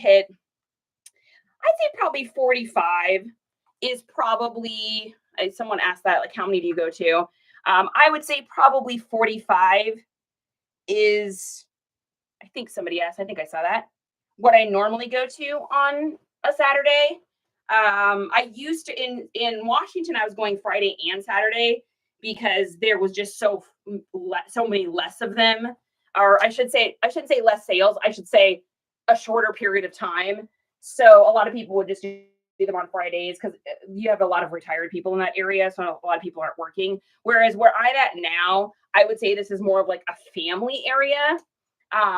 So I think that people are more likely to, it seems like there's not that many on Fridays. So I usually go every Saturday, and I would say I try to hit like 40. 40 is kind of my goal. Because I figure if I'm even able to get one item from each place, which I usually get more than that, but if I got one item, if I got 40 items a week, and the average item is worth, let's say $30, because sometimes they're worth 100, sometimes they're worth 20, let's say $40. We'll call it in the middle, $40. If each item is $40, 40 times 40, that's how much I'm going to be able to sell everything for the weekend. Now, is that enough? Not for the goals I got coming up this year. So I'm going to have to probably supplement when it does get a little cooler. There won't be as many. So I probably am going to have to supplement and go to the bins, like up in Austin. I have never been to the bins. So this is going to be interesting. Everything I know about the bins is from my son. So he's got 1,000 million stories about the bins, but I haven't done them yet. So I have everything for it. I got my gloves. I'm prepared. I am going to have to supplement, but I'm not looking forward to that as much. I really like doing garage sales. Like, I look forward to it every Saturday.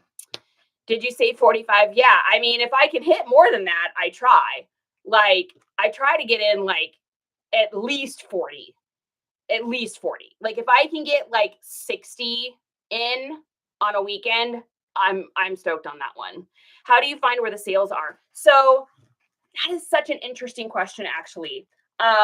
Thank you for asking that, Vicki. So in Washington, and I think this might be because people planned their sales a little bit more ahead of time, like they were more prepared sales up there because you do it such a short amount of time that you have longer to prepare throughout the year. I don't know why, but people up there would always post in the Facebook groups. I was in like 4 different Facebook groups. So what I would do is on Thursdays is I'd sit down like Thursday night, like around 11, 10 o'clock, right in there. I'd sit down and I'd go through all the different Facebook groups and I would categorize the sales by area. So where I was, it was Port Orchard, Bremerton, and Silverdale were the 3 areas I went to for garage sales. So what I would do is I'd put them in my book, and then I kind of map out where these were going to be so that I could be prepared for the next day. So I would kind of map them out. Then I would get up early the next, Friday morning and add any sales I had missed off of Marketplace or Craigslist. People posted a lot in Craigslist there. And that's what I would use to sale. And then I would map it out in my Google Maps. I just add stops until I could figure out the perfect route. And then I would categorize them A, B, C, D, E, F, G. So I knew exactly which ones to go to so we could turn and burn. Now it was great because at this point I'm doing this with my son. So I've got like a navigator in the car.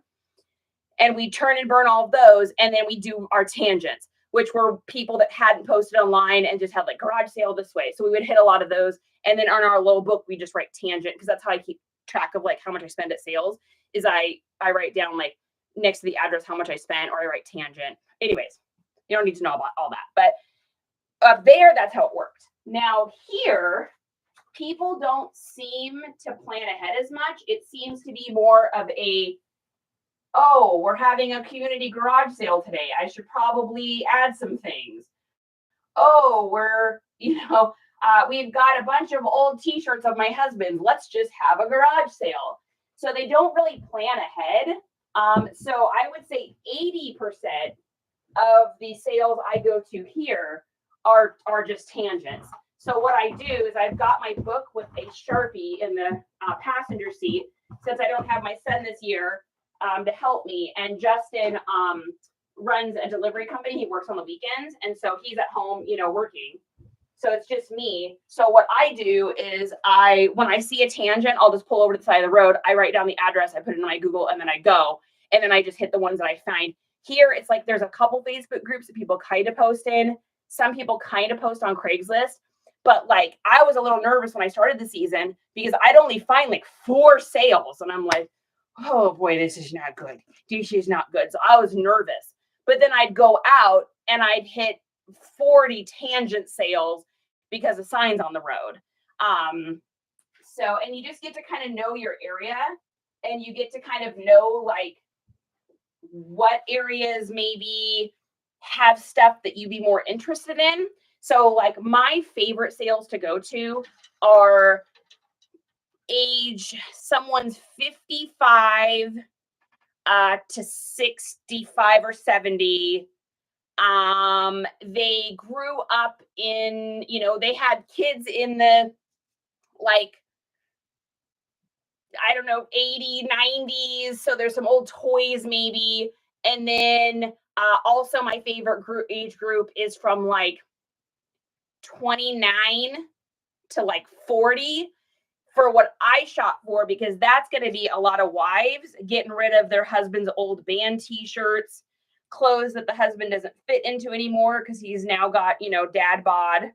And so that's how I'm able to get a lot of my men's clothes stuff is demographically from that age group. I'd say those are kind of my favorite two. And weirdly enough, I seem to find better stuff at the tangent sales here than the ones that are advertised online, which wasn't necessarily the case where I was before. So I'm interested, for those of you watching this. Next door, I've looked, nobody really posts on there. There's even a whole garage sale category you can get into. This DeWalt one, I have no idea, Courtney. That's a great question. I'd have to comp it. I don't even know. Yeah, you're welcome, Vicki. I'm happy to help. Spencer and I might run into each other. I'm surprised I haven't ran into Laura yet, but she does a lot of like the Goodwill bins up in Austin. But like I said, I haven't done that yet. So I'm sure we're going to run into each other. I'd love to run into Spencer. She seems really cool. I'm really excited to meet her. So I'd have to comp that, Courtney. I just don't even know. You have to be diligent on watching for signs. Yeah, the signs thing is big for me. So I will literally pull over, or if I see a sign, I'll just pull over and walk around, get out of my car and look to see what the address is on the sign. So yeah, but yeah, so next door, I don't know why, but it just did not, people don't post here. They don't post on Craigslist really at all, or Facebook. It's really strange. It's just really different. It just goes to show you that you just never know what an area is going to be like until you're kind of in that area. Just like I didn't know what I was going to be selling until I got down here. Courtney, are you interested in this shirt? Is that why you were asking that? Or were you just asking like a general comp question? Oh my gosh, you guys, did I not measure that? I got to thinking, you got my brain thinking, and I literally didn't even measure that. Derp. See, and this is why I put the measurements down, because even if I wasn't talking to you guys, I do this kind of stuff all the time. My brain works very interestingly. I would say I'm a bit of a creative. I guess that would be a good way of saying it. I am a creative girl. Yeah, that's so funny though. I just didn't even realize that I hadn't taken any measurements there. So yeah, is this something you're interested in because you were hoping to get a shirt like this, or were you just generally asking? Because if you're interested, you can shoot me a message on here. I can do some comps, and we can see what we can do if that's something you're interested in. I have sold some things in some interesting ways over my career here as a reseller. Would you guys like to know about my weirdest and funniest sale? Possibly has them as DeWalt, depending on size. That's so funny because Justin saw this and he's like, what size is that? And I was like, extra large. He's like, oh, it's pretty interesting because he's a DeWalt guy. I'm like, you have so many t-shirts. No. He's like, all right, you're right. It's an XL. So it looks like our measurements on this are the pit to pit, it's 23.5 across. So you're looking at 47 around. And the length is a 29. And the shoulders, it actually has a pretty wide shoulder. Shoulders are like 22. So a lot of this stuff like tool shirts, truck shirts, like Dodge shirts and stuff, they'll have like a wider shoulder, which this one definitely does. And it's a Gildan, so it's a really nice shirt actually. Like the quality of it, it's good. And I don't know that this has been worn. I would say this probably has not been worn. It doesn't even look like it's been washed. I mean, the graphics still have that like texture to it. You know what I'm talking about? Where the screen printing has texture because it hasn't really been through the washing machine. Yeah, I don't even think. Yeah, I don't know that this has ever even been worn. So it's a cool one. Too big, he's a small now. My husband's going the other direction. We can't stop eating pho. We're in Texas. It's like barbecue and Tex-Mex, and there's so much. And he just recently has learned how to make pho. So we've been having pho like all the time. Like just straight up carbs. I can't say I'm guilty of the lemon sorbet ice cream and chessman cookies. I do like those a lot. It's a cool shirt. There's a dude that's going to be very stoked to get that. Okay, so my craziest one of my craziest reselling things ever. I'll tell you, and it's actually a little two-parter. We'll talk as we're comping here just a second. It gets hot under these lights in here. Okay, so I went to a garage sale in Washington, and I got some cool Pyrex there. That is something that I will definitely pick up as far as hard goods go. I don't always pick it up, but if it's got lids, I will pretty much always pick it up. This lady only wanted $5 for a set of 3 of what's called the Harvest Wheat print. So I flipped that set for like, I don't know, $60 or $70 or something like that. And we almost left. Oh, excuse me, seltzer water. So we almost left the sale. And then I realized, I'm like, oh, is your neighbor having a sale? And the lady's like, was it a lady or guy? It was a lady. And she's like, oh, I think so. And I'm like, okay, well, I'll check it out. And so I walked over to where the sale was going on, and I see some toys and stuff, and he's got like a bunch of new in box stuff, which can go one of 2 ways. It either goes great and the person's like, I just want to get rid of this, $2, or they know what they have. By the way, little hack, guys, get yourself one of these from the grocery store or Walmart or whatever for $1. Fill it with water and a rag so that you can spray on the go when you're doing clothes. It's literally just water, filtered water. because our water here is really hard and it'll leave spots on the clothes. Yeah, so I look at the toys, and it looks like he wants, I wouldn't say it was a ton for the toys, but I could definitely tell that I wasn't gonna like, get like a mass amount of cool toys here. But out of the corner of my eye, I see what looks like a Snapple logo, like the drink Snapple. Do you guys remember Snapple? I can literally hear the sound of the pop top. And I see the Snapple thing, and I'm like, hey, what do you got there? Because it was like half in a garment bag and half not in a garment bag. And he's like, oh, my son used to work for that company, and he got this shirt, or he got this coat because for deliveries or something, and it's, he does something totally different now, and it's just been in the closet forever. And I'm like looking at the age of this dude. So this guy's like probably 65 or 70. And I'm thinking his kid's got to be like 40. So if this guy was doing deliveries for Snapple, this coat's got to be like 20 years old. So this has to be like an original Snapple coat. So I look inside, and the tag is fresh. We are talking, this has never been worn. It's wool on the outside. It's got the giant Snapple logo on the back embroidered. It has leather sleeves, and it's like a university jacket style, like the jocks in high school or whatever. Like what do you call it? Like a school coat, or why can't I think of the word? Like a football player wears or whatever. Like, okay, you know what I'm talking about. So I'm thinking I gotta play this cool, because if this guy sees me excited about this, then he's gonna want to ask a whole bunch for it. I was like, oh wow, that's really interesting. I was like, so he just was like a delivery driver. He's like, oh yeah, he unloaded, drinks or whatever. And I'm like, well, that's really cool. I was like, well, I love Snapple. This is a really neat coat. It's really cool.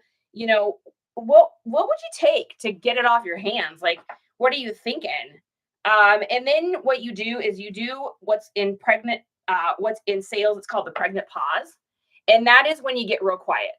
One of the biggest mistakes that people make when they are trying to negotiate pricing on stuff is they will ask like, well, hey, how much do you want? And then it gets quiet and it gets uncomfortable. And so then people say something. And it's kind of like he or she who speaks first loses. I don't know if you guys have ever heard of this concept, probably. And so I'm just waiting for this guy, and I could tell this guy's thinking it out. And his wife's like, well, it wasn't really worn much, but it has been in the closet for a long time. It had a little bit of a musty odor to it, which, I mean, ladies and gentlemen, if you are garage sailing or reselling in Washington State, you learn real quick to pick yourself up a bottle of fabric antimicrobial Febreze, because everything there just gets a musty smell, because we already talked about earlier today. So I'm thinking the wife's gonna talk him up, but I'm just quiet. I didn't say nothing. And I just stood there, and the guy goes, I don't think I can let it go for under 20. Now I know in my head what this jacket is worth. And I go, okay, I can do 20. Let's do it. I hand him a 20, we're out of there. And I get home, and my son is literally like, I can't even believe you got that. He's like, I don't even know what to say to you right now. He's like, I've created a monster. I'm like, you have.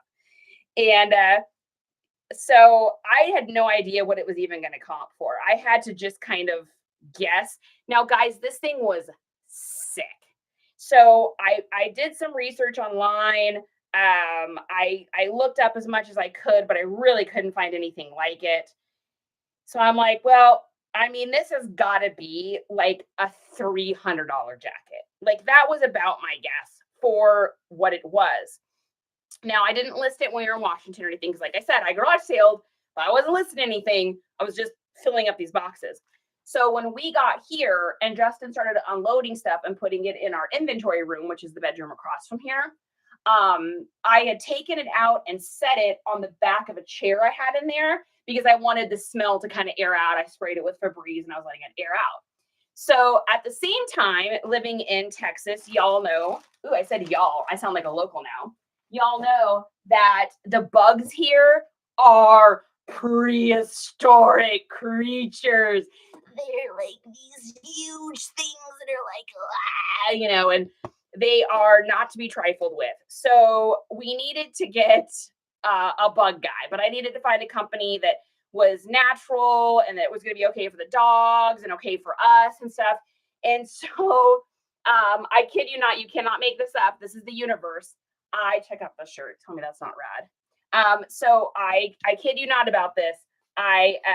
We're talking about it, and like 2 hours later, the doorbell. I cleaned that. I'm gonna let that dry here a little bit.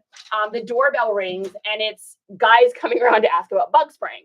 So I get to chit-chatting with this guy, and I start asking him about the process and what it's like and what the chemicals are made of, just all the questions. And so we kind of strike up a friendly conversation, and we're talking about how we move here, and then we're talking about how we're resellers, we're going to be unloading stuff. And he's like, well, man, he's like, I love Y2K stuff. I love vintage clothing.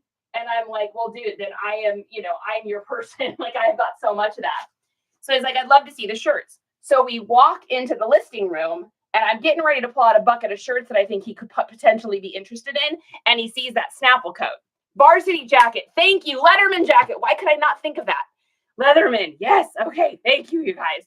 So he sees this jacket and he literally goes, what is that? And I was like, got him. And I was like, so I tell him the story. I was in, I go into story. I don't tell him how much I spent or anything, but I was like, I got this. I'm super stoked to put this up. This thing is going to sell like in 5 minutes because it's so sick and he can't find anything. And he's like, no, you don't understand. I have to have this jacket.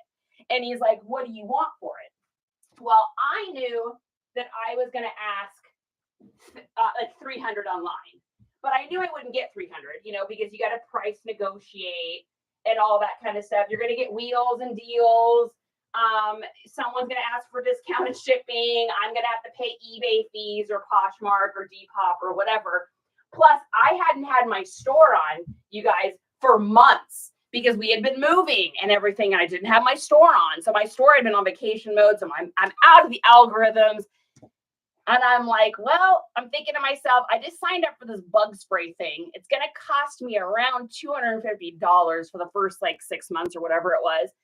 And I'm like, $250 and you walk out of here with it because I don't have to pay any fees or anything. I was going to ask 300 online. And he goes, sold. So I sold that stinking jacket in the middle of him inspecting the house to figure out like how much they'd have to charge according to square footage. So I sell him this jacket. He's so stoked and excited. I mean, I'm excited for him because it's so absolutely insanely sickeningly rad. And like, we're all happy. So I got $250 in my pocket. So then how it works for the bug people is then they have to, come back out and do the spraying. Well, the company that we went with, because it's more of a natural and organic line, I wanted him to get the corners of the inventory room before I started really unloading anything because I wanted to, someone else lived in this house before us, and I just want to make sure there's no fleas, there's no anything, right? I want to make sure it's crisp. Like this was all brand new carpet in here, but still, I wanted to make sure that it was like super freshy. And so the guy that shows up, which is this is a totally different guy now, shows up and is like, we're talking, and I show him the room to spray, and he's like, what do you got going on in here? And I said, oh, I'm a reseller, da da da da da. And he goes, well, how much do you sell stuff for? And I said, well, it just depends, on what you're looking for. I'm like, what are you looking for? And he goes, well, I'm looking, and you can't make this up. He goes, I'm looking for some kind of like 90s skate or kind of like a Y2K thing. I'm doing like I think he said it wasn't a marathon, but it was like a fun run or a high school run, or not a high school run, like a college fundraiser or something. I don't remember what it was. But he's like, do you have anything like that? So I was like, oh, do I have anything like that? I was like, do you like Quicksilver? And he's like, yeah, if it's vintage. And I was like, oh, it be vintage. And so I pop open this tub. He sees like the second shirt in. He's like, I want that one. And I'm like, right on. He goes, how much do you want for it?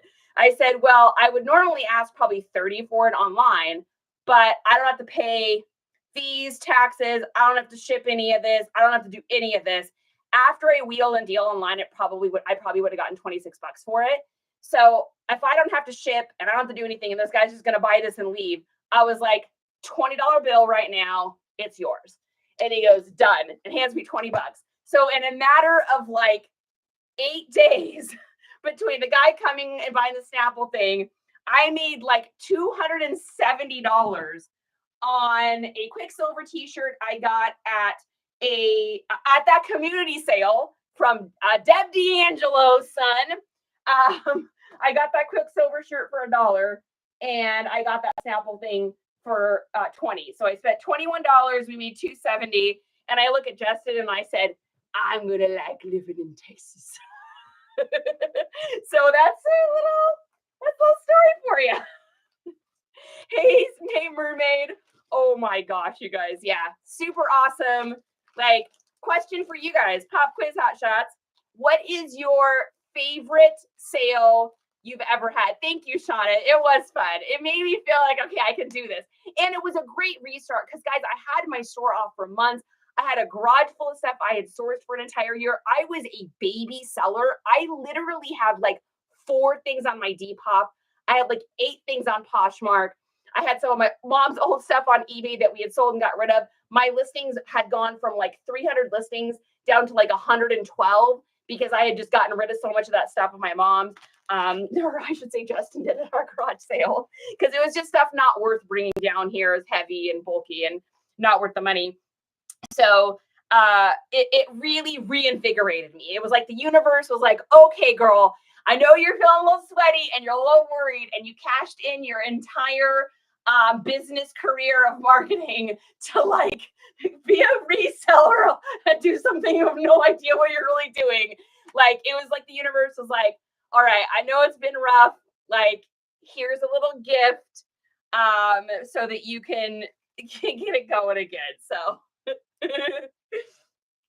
oh my gosh. What is your My Little Pony sold for $650. Shauna, tell us more.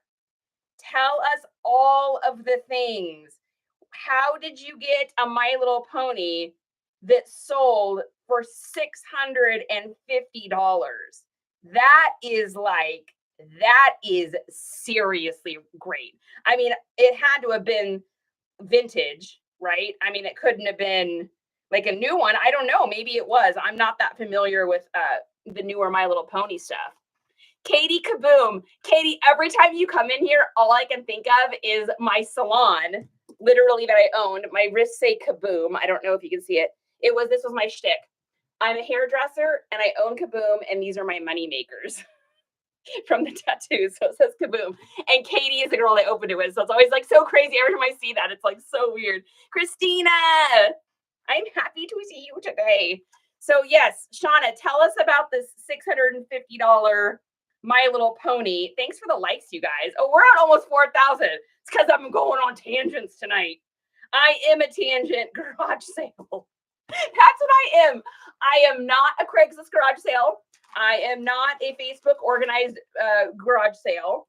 I am a tangent garage sale that's written on like cardboard haphazardly last minute that has like way too much information on it for being able to find it. You guys know what I'm talking about. Those garage sales where the sign's like this big and it's like garage sale like this big, and then it's got like all the things listed that are going to be at this garage sale, but like there's no way anyone can see that driving by. It's like no one's reading that. Ain't nobody reading that.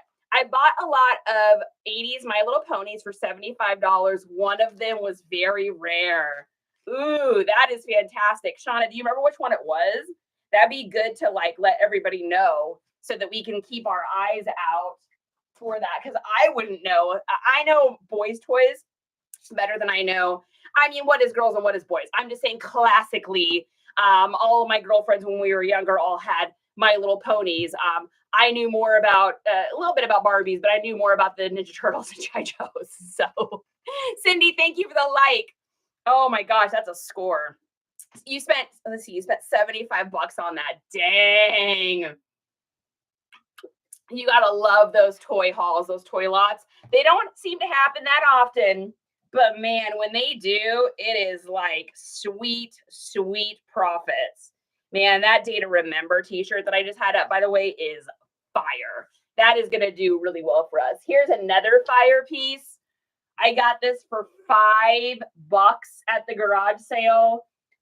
This is probably a $65 vest. These are out of production now. It's a brand called Rude, but they don't sell this particular vest anymore. It's out of stock. This is a punk emo indie metal dream right here. So I think we're going to be able to easily get 65. This is another one of those pieces. Remember how we were talking earlier about how I will sometimes mark an item up a little high on Depop. This is one of those things I will probably mark up kind of high just so that it can get a lot of looks, likes, and views, because that's going to help add to the algorithm. And that's going to tell Depop that I've got stuff in my closet that people want to see. So I'm going to ride that algorithm wave. And this is probably an item that, like I said, I will probably mark this up at maybe even $20 more than what I want to get for it, just so I can ride that wave and have it become a trending item. Not on every platform, that doesn't work. That game doesn't seem to really get me anything on eBay. On Poshmark, all I'm going to get is a bunch of things in the comments saying, I can't download pictures from this account. You have to text me these numbers. I remember the first time I saw those. Anybody that sells on Poshmark knows exactly what I'm talking about. I remember getting those messages at first. And like I said, I didn't realize there was this awesome reseller community out there that I could like reach out to and ask questions of. And so the first time I got one of those, I brought it to Justin and he's like, honey, that's a scam. And I was like, well, what are they trying to get? And he's like, well, they're trying to get your information outside of Poshmark. And I'm like, oh, right. It just took me a second to like think of why someone would do that, which is funny because I mean, I did social media marketing for many, many years. But when you're not thinking that way, when you're just getting information out there and you're not getting information back that you're taking in, where you're going to get like, you know, weird spammy stuff. It was like, I don't understand the angle. Like, it doesn't make sense to me. So I don't even know that I fully. Do you hear the squeakies? Mermaid hears the squeakies, honey. Do you hear it? You know what that means? It's past 7 o'clock and they are hungry. Just, you hear the dog food? That's the squeaky, squeaky noise. That means, Mom, Dad, hello. Do you even know what time it is? Like, they're so silly. They like to eat at like 7:30 in the morning. Sometimes we can keep them in bed till 8.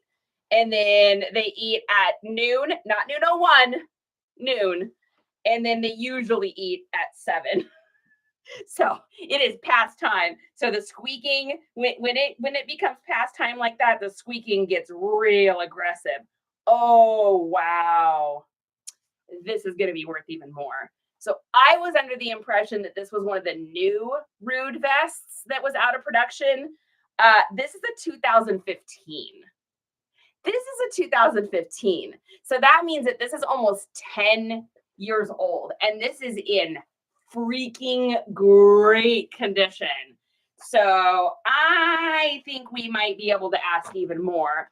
And you better bet your britches when I list this that I will absolutely be putting 2015 as the very first thing you see on the listing. Not everyone does this. Different resellers have different opinions on this, but it works really well for me.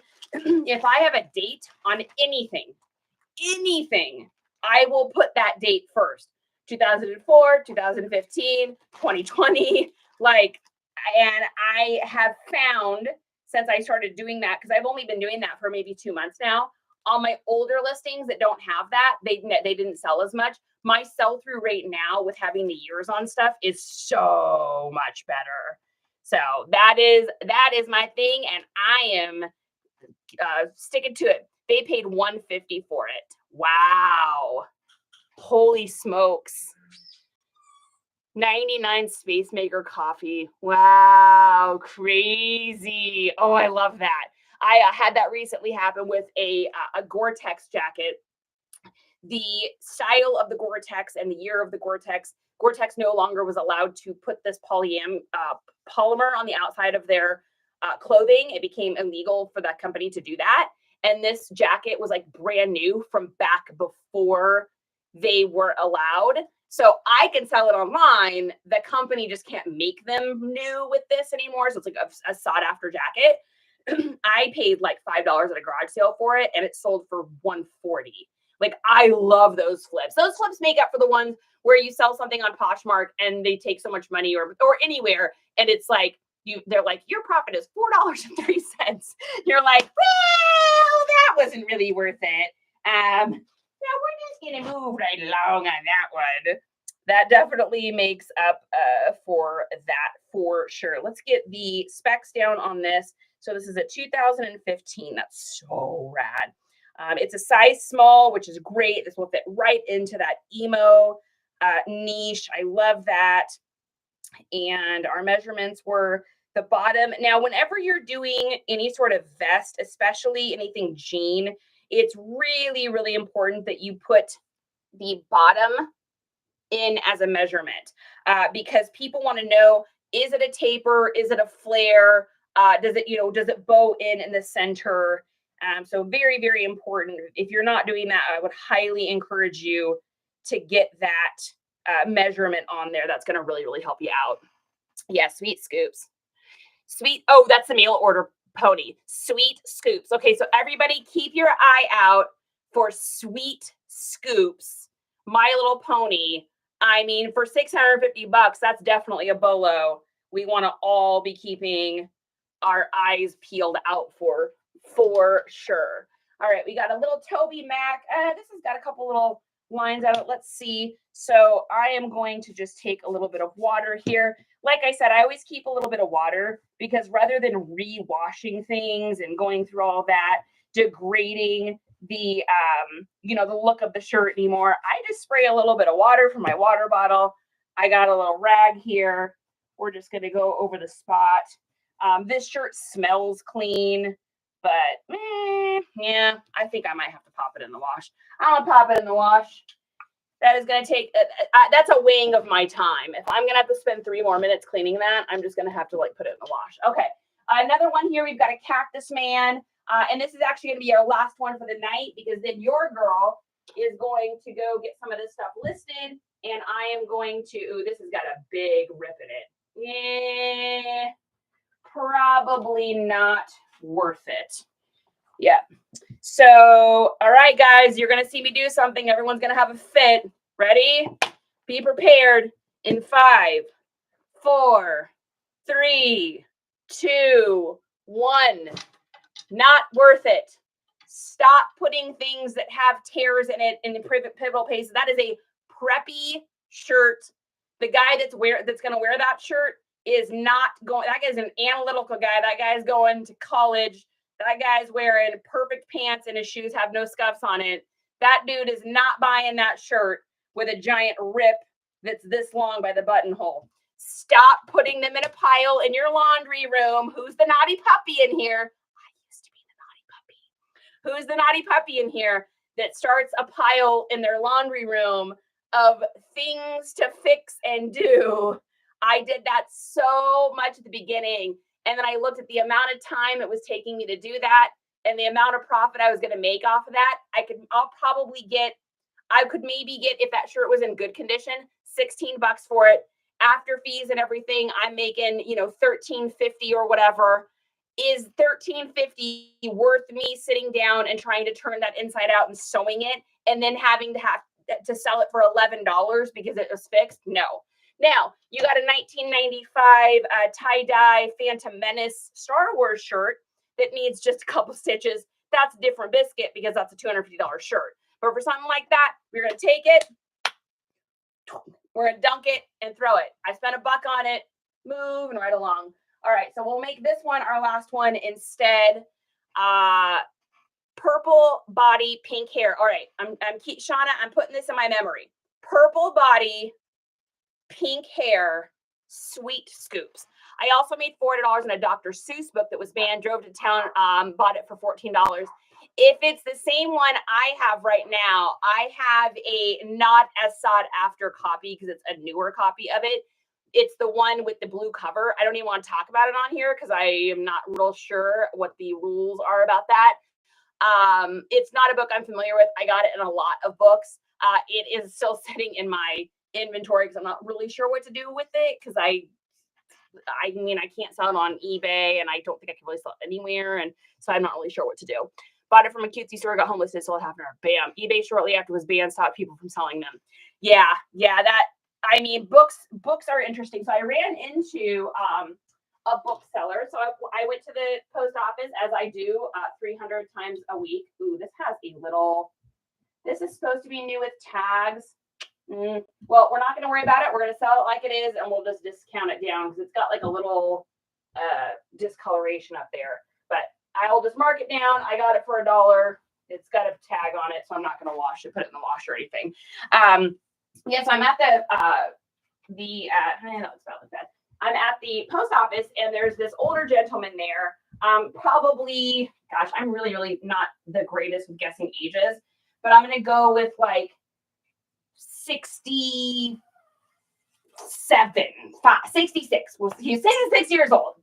And he saw me putting stuff in the bin. In our post office, you can walk in and there's like a giant bin in the front for people, probably for resellers to put their stuff in. And so I'm, loading all my packages in, and, I sell mainly clothes. So it's like little, tons and tons of like 8x8 and 12x6 bags.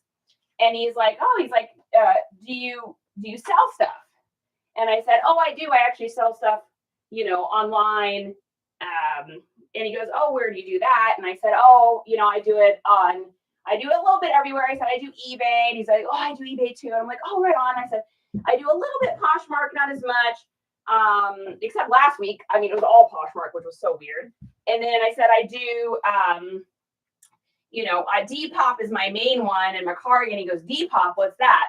And I said, oh, it's mainly for like, vintage clothing, like Y2K stuff. And he goes, Y2K is vintage? And I was like, well, technically, yeah. All the way up to like 2004, almost 2005 is technically vintage. After that, it's just Y2K. And he goes, whoa. He goes, I'm getting old. I was like, oh, we're all getting old. He goes, well, what I do. And I was like, oh boy, we're gonna have a conversation now. I was just trying to get it out of the post office, but I'm chatty, you guys. It happens. That's why I have to make a rule for myself at garage sales: turn and burn, in, out. So he says, he said, I sell books. And I was like, oh, that's cool. I said, I've only sold a couple books that I just had, a couple of my mom's old books and just a couple books, over the few years. But I said, it's kind of a tough market, isn't it? I said, I think you really have to know, what the you have to know what books are worth it and stuff. I said, there is a gal that I follow. It's a son and a mom. The mom sells books from eBay. You guys probably know exactly what I'm talking about. I think they're on TikTok. I think it's TikTok I watch them on.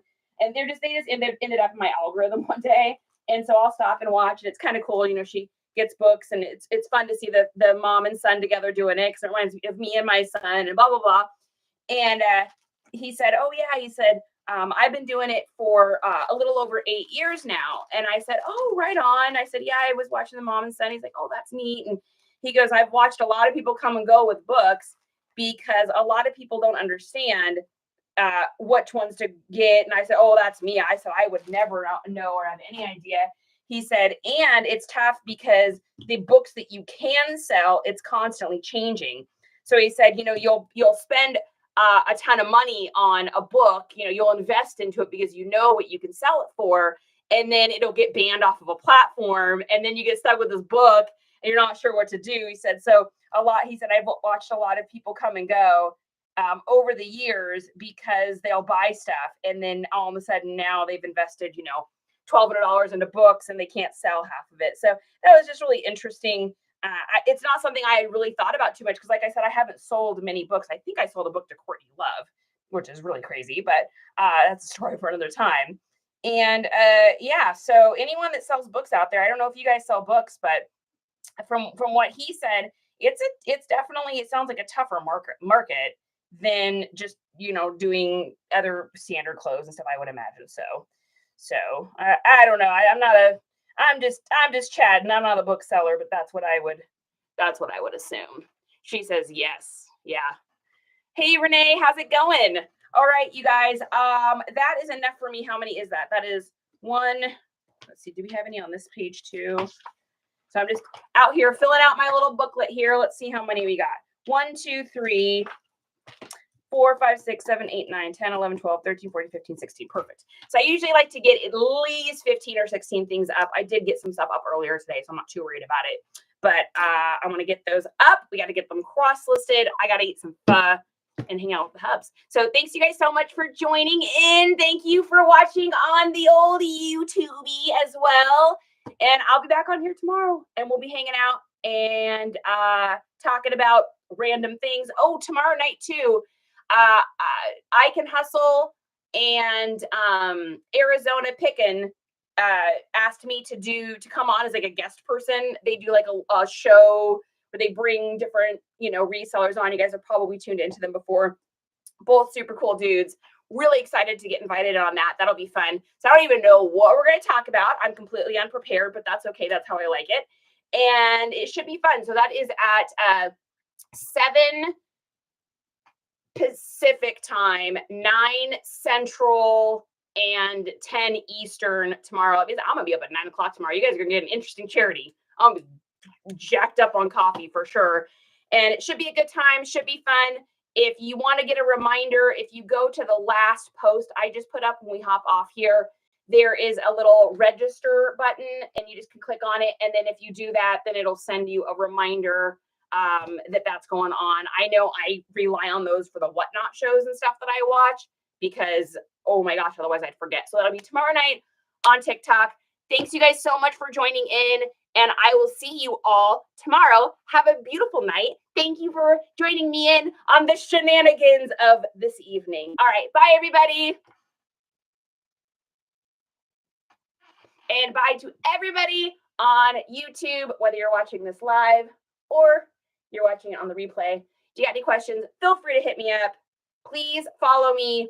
Please like this. Please share this on YouTube because this is kind of a new adventure for me over there. All right, you guys. Thanks so much. Bye, everybody.